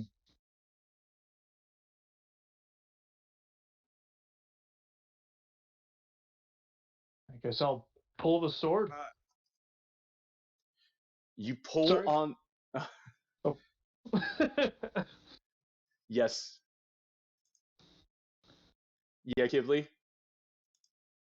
I was just going. What's that? Oh, it's just. Oh no, Jake, you said something, but I didn't hear it. Yeah, Jake, you've been cutting out.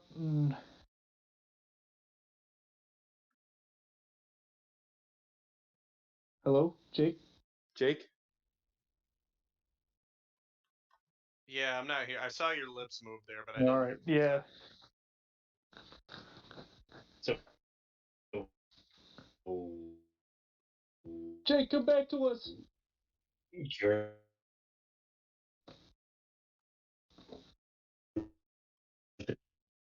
Oh God. Oh no.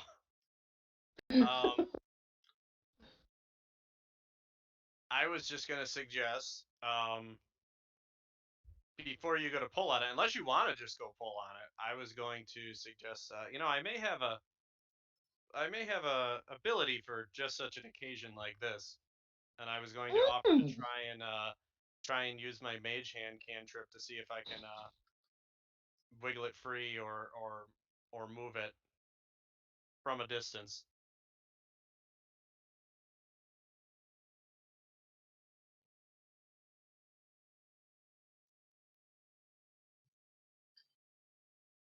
What do you think, Yeah. Stubby? What? I mean, if I was going on instinct, I would just go for it. But Hey, you know what? It's funnier that way. I've got a healing spell. I got a healing spell. Yeah. Just So- see out if it goes sideways a little. So Stubby jumps up and grabs onto the sword, but the entire arm, like it's on a hinge, just like pulls down like you're pulling a giant slot machine. Mhm. So the entire arm comes down and clicks. And behind the statue, a stone door opens up, descending from top to bottom. It's like a classic Scooby-Doo trick.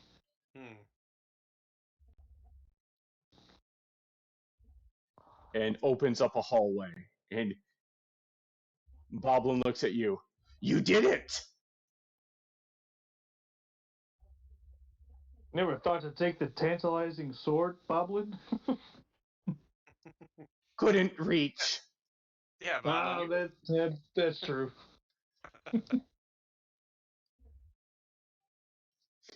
You guys enter.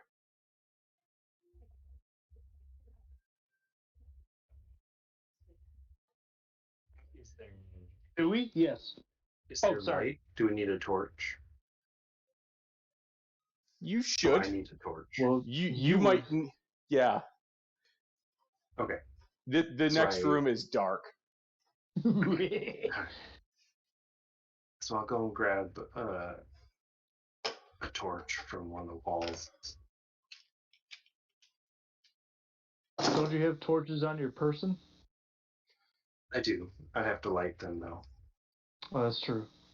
So I can do that. If I take one, if there's not one on the wall, I'll take it and light it from the brazier. But Does the But yeah. does the tinder box that can light stuff, right? that is true. Yeah. Yeah. I light a torch. However, But can you only use the tinderbox once? I can't remember don't how know. many times you can use it. Okay. It That's probably good. says it on the items description. I was just if thinking- anybody has it. Just thinking for No. Yeah, we'll it's- eventually generally be able goes- to. Yeah, it says it holds like flint and fire, steel, and tinder. So nothing. okay.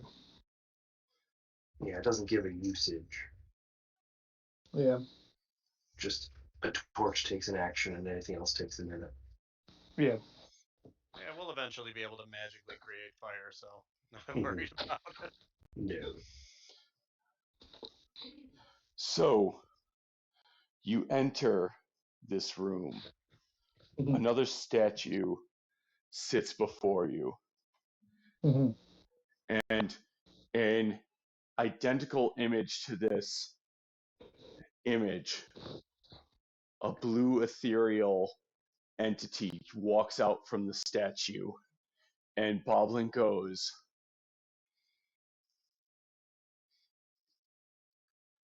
Sir Righteous of the Platinum Guard.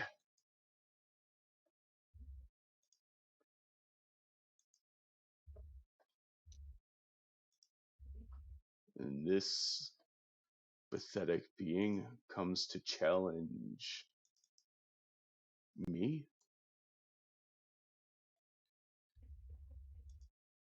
Do you all stand before Bahamut to challenge what could be?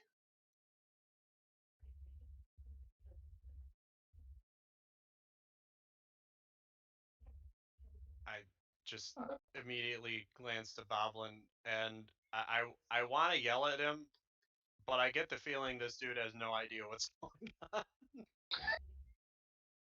Well, yeah, he's never made it that far in the trials. Correct.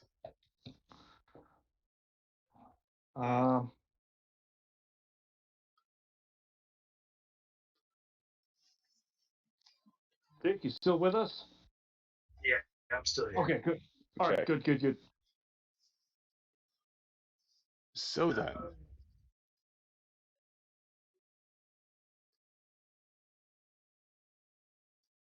I don't. I turned. I said, "Was he? Does he want us to fight him too?"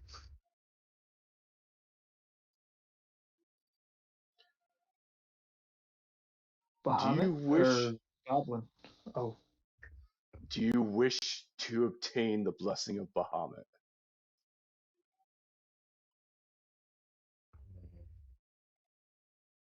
Well, would I know anything about Bahamut? Roll a religion right. check at advantage, please.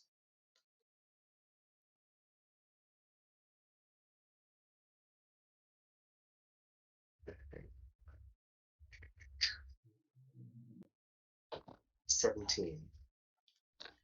Yes, you would. holy shit! Nice. Yes. Yeah. Let me pull up my handy dandy PS. Are you guys okay with going into overtime with this first session? Yeah. I I'm, didn't even realize what time it was. yeah, we're hitting 10, so this is our normal time. Me personally, I'm okay. Bahamut's Yeah. Bahamut's general alignment, although not strictly connected to it, is lawful good. Definitely not specifically holding you to that. And his provinces are honor and justice.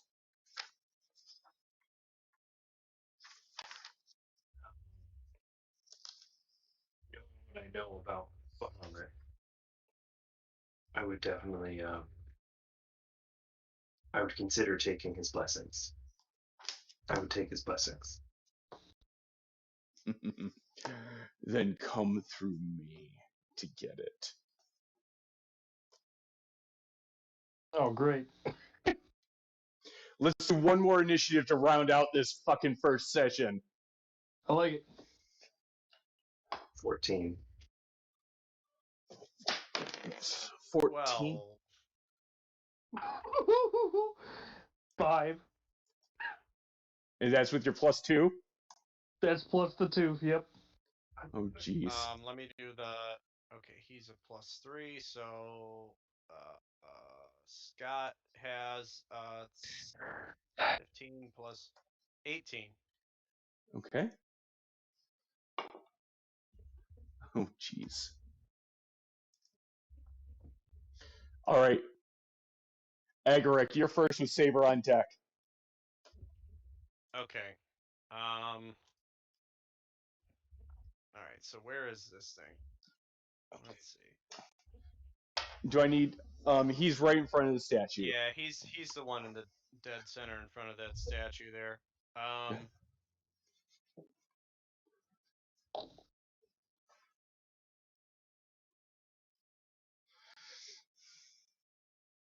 think based on how Agaric has been this entire time so far, I think he's just gonna move right to it. He's gonna run up on probably the right, kind of very not shove, but like maneuver his way through. Looks like Aegis and who's up there in the front, Boblin, Yeah. and kind of run up along next to him, and he's gonna open the same way that he's kind of been doing. So he's gonna kind of run up and give him a good, not at advantage. So that's 13. What was it? 13 plus 5. That is an 18. That definitely hits. Okay, so this is just a regular d6. Yep. Which will be 3 plus 3 to make 6 damage. And I don't have cunning action, and I already wasted my action, so we're going to go all in. And he's going to use his offhand weapon, which is another 13 plus 5, so that is another 18. Woo-hoo, yeah. And Jesus. that's just plain flat 6 to make 2. So Scott's Agaric just this entire time, like, he's not really having any of this undead bullshit, and he just pushes through everybody, and starts engaging with this thing. Starts swinging and swords flying. And that's his turn, because that's all of his options. Okay, so yeah, he runs up, slice, and P.S. John, I can totally tell that you were ready to play rogue before this by like how like smooth you are going through all of his mechanics. Rogue was my initial choice before I even picked wizard, so this is Yeah. Saber, you are up. I'm gonna run up, try to get flanking with how do you say his name again? Agaric? Agaric, yeah. Agaric. Okay. So I'll move over to the left, and as I cut in front of him, I want to try to bash him with the shield to knock him over. Okay.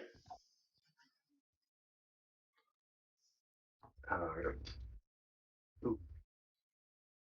It's a natural 1. Okay. Ooh. So it's a total of 5. So as long as he gets a dexterity or athletics of 5, we're good. Yeah, he got a 20. Nice. Yeah. All right. So yeah, you try to bash him in the shield, and he puts his shield up, and he's like, "Not so fast." All right. And then I'll try to stab at him with the short sword underneath the shields. Just get in there. 10. 10 total, Yes, sir. and he deflects it off, and he's just like, "You're the one who bides for Bahamut's blessing." Pathetic. I am. Oh, okay. Quibbly, you're up with Boblin on deck. All right. So I will open this round with Vicious Mockery on our ghost boy over there. So that'll be a Wisdom 14 on this one. Fudge nuggets. 4.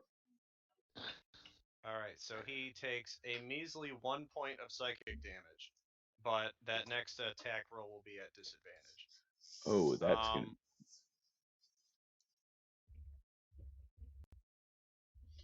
Let's see. Aegis and Stubby still have Bardic Inspiration. Do I want to use the last one? That's up to you. Yeah, all right. My last slot of Bardic Inspiration I will do on Agaric. And I am going to continue to keep my distance from this. So Okay. I will not move. Question for you guys. Yes. Boblin has Guiding Bolt. Does he want to pull out the big guns right now?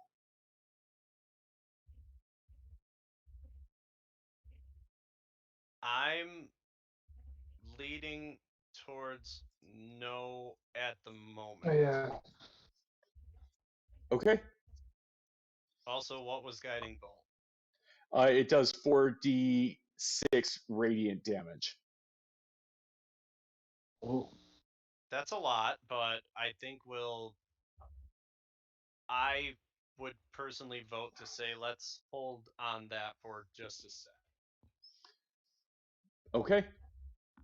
He is going to use one spell slot and do Healing Word to Saber. And give Saber 8 points of healing. I know you only were missing like 3 HP, but. And he's going to Toll of the Dead this guy. Could someone roll a d12 for me? Because I don't like rolling damage against myself. D12. Yeah. Unless you got you got it, man. I got one here. Yeah, do it up. 5. 5? Yep. Sorry. Okay. Don't be sorry. Too late. So Boblin is gonna kind of run up, and he casts Toll of the Dead, and you see this thing, but like it doesn't do as much damage as you think it should, and he's kind of like, "I will be Bahamut's champion for the platinum," and he just runs up as he's casting it. Stubby, your turn. Yes. So, this champion of Bahamut here, or the spooky ghost boy of Bahamut, is he's still up and like He is up and very hardy. All right, excellent. Well, not excellent, but you know what I mean. I'm gonna go to smack him with my Morning Star. Are you gonna rage first by any chance?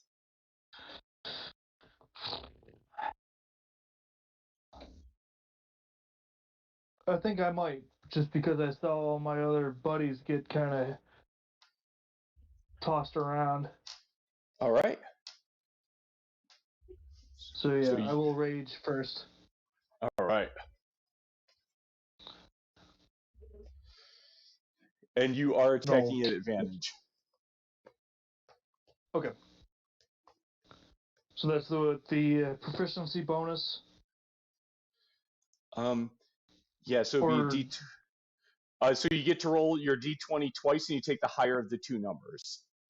okay, all right, thank you. You're welcome. All right, first one's a 2. Mm. Okay. Second one's a 15. Okay. Plus your 5, so that definitely hits. Excellent. So then I got my 2d8s. I got a 7 and a 3. 10 plus 3, 13. 13 plus your Yes. strength modifier of 3, Oh, yep, so 16. and then plus your rage modifier of 2, so 17. I'm sorry, 18. 18, yes. Okay. So you just hammer into this, and all of a sudden, as you slam your Morning Star into the abdomen of this of this uh, of this almost ghost-like entity, and your muscles bulge out, you see his eyes turn red as suddenly this glowing, almost neon red glowing blood now flows from his ethereal blue presence.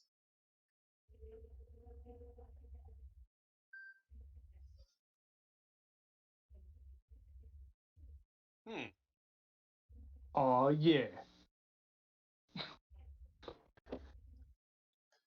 And with that, it's his turn. And he's going to turn and he goes, "First is first. This one cannot be the champion of Bahamut." And No, it, Boblin.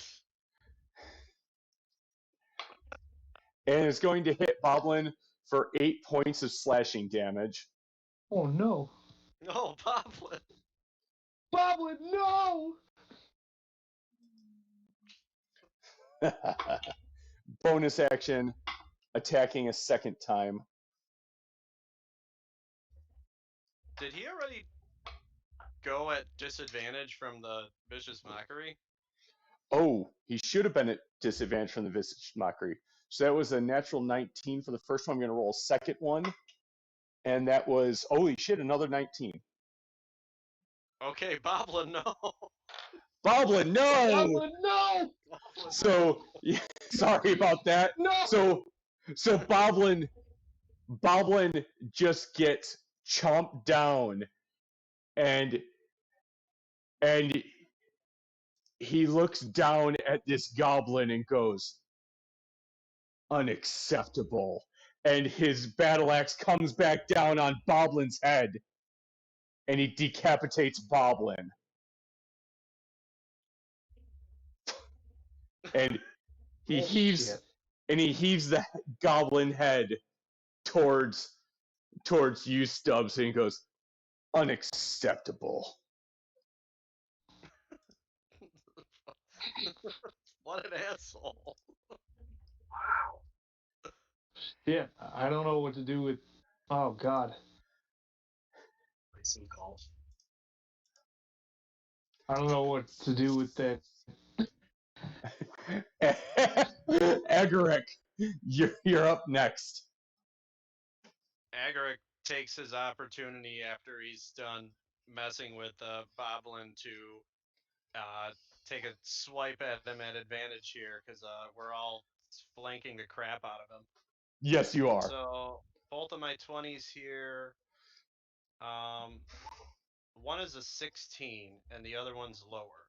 So actually, wait, 16 plus 5, 21? Yes. Okay.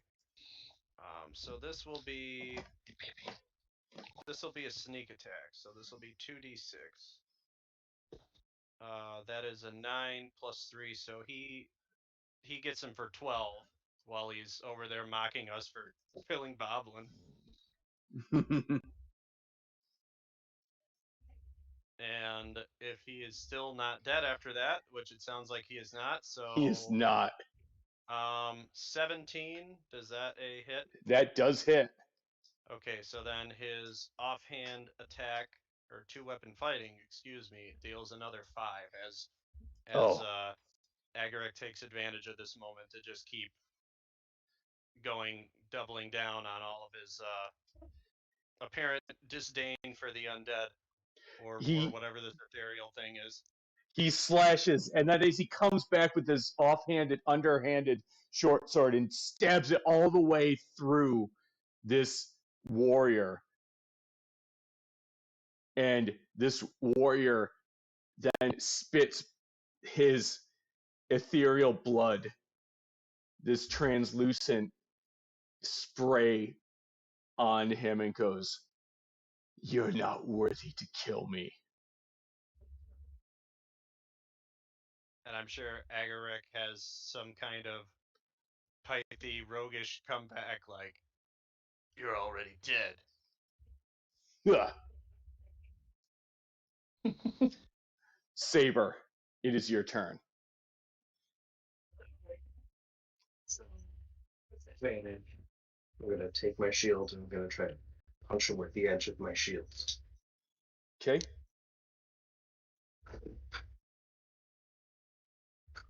Does a 10 hit? 10 does not hit. Alright. And then I'm gonna go again with my short sword. Ah, that's much better. A 21. That does hit. And I do 6 damage. You stab your short sword into this being.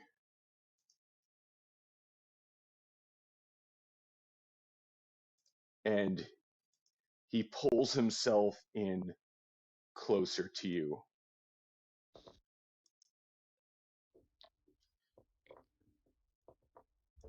He takes a holy symbol off of his neck.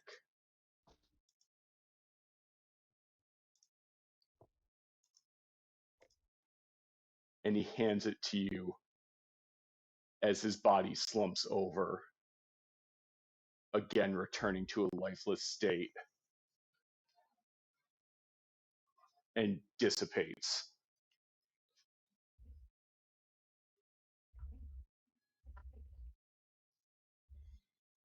Just breathing heavily. But everything around me and Boblin's dead. Is Boblin dead? Can I bring him back? His head's gone. His That's head's gone. gone, so I I mean, can't do anything. No. Alright. I turn to my friends and I say, does this make me a champion of Bahamut?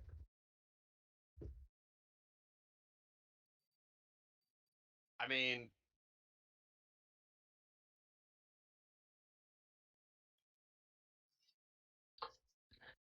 nothing. A voice comes across all of you.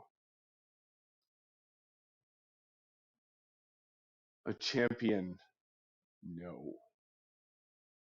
But a journey is about to begin.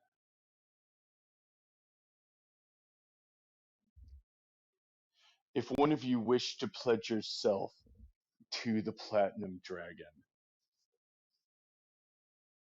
please step forward to collect your prize.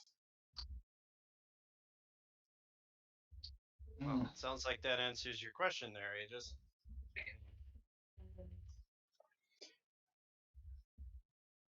I step One. forward. Okay. I was gonna say if you didn't want to actually pledge yourself to Bahamut, but if anyone else wanted to, they could. But you step forward. You step forward. I was gonna say, Quigley, could you use Boblin's head as like a puppet and be like, hey, I want to do it. I'm not touching that. Okay, fair enough. You know how hard it is to wash blood out of fur. That's very true.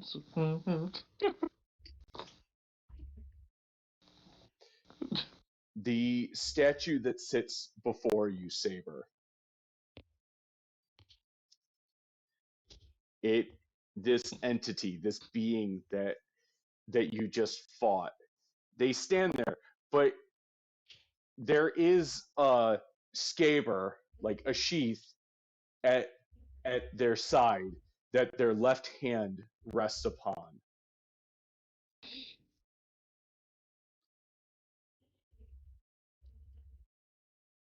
And it's empty. What kind of blade, what kind of sword do you imagine as you draw your hand to this sheath?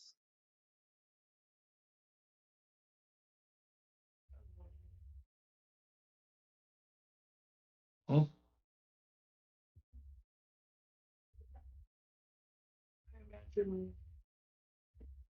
almost like a cutlass, like I've seen in the pirates and the marines use in the shipbuilding works that my family helps with. That light, flashing finesse weapon. Then you reach in. You reach, and around your hand forms the crossguard and hilt. A and it starts to form what looks like the blade comes out of a dragon's head, and with a shield that covers what would be like your fist. It looks like the wings are coming across the dragon's body and covering your hands that go down to the bottom of the hilt, which the hilt looks like the body of a dragon, but surprisingly still comfortable in hand. For now, add a rapier to your inventory.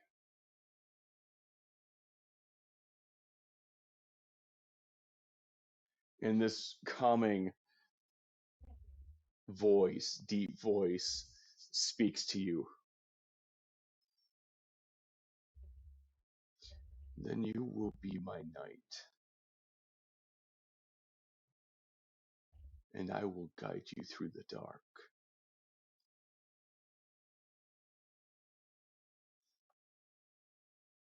Tell me,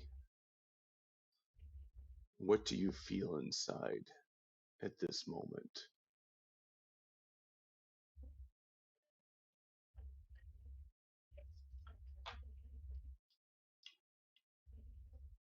I feel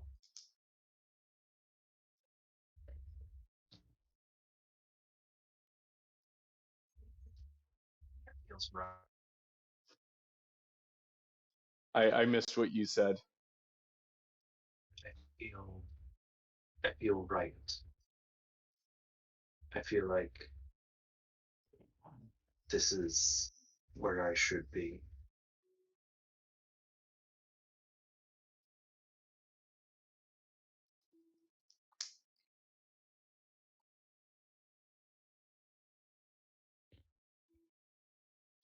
Then soon enough, the dragon that guides you will reveal itself. and you see the color of the blade and the sword itself starting to take shape, like it's molding to who you are and what you're feeling in this moment. And we'll reveal that next week when we pick up. All right. I would like you all to level up to level 2. It's about time. Right? Oh, oh, poor baby had to play for 3 full hours Yeah. at level 1. I had to play 2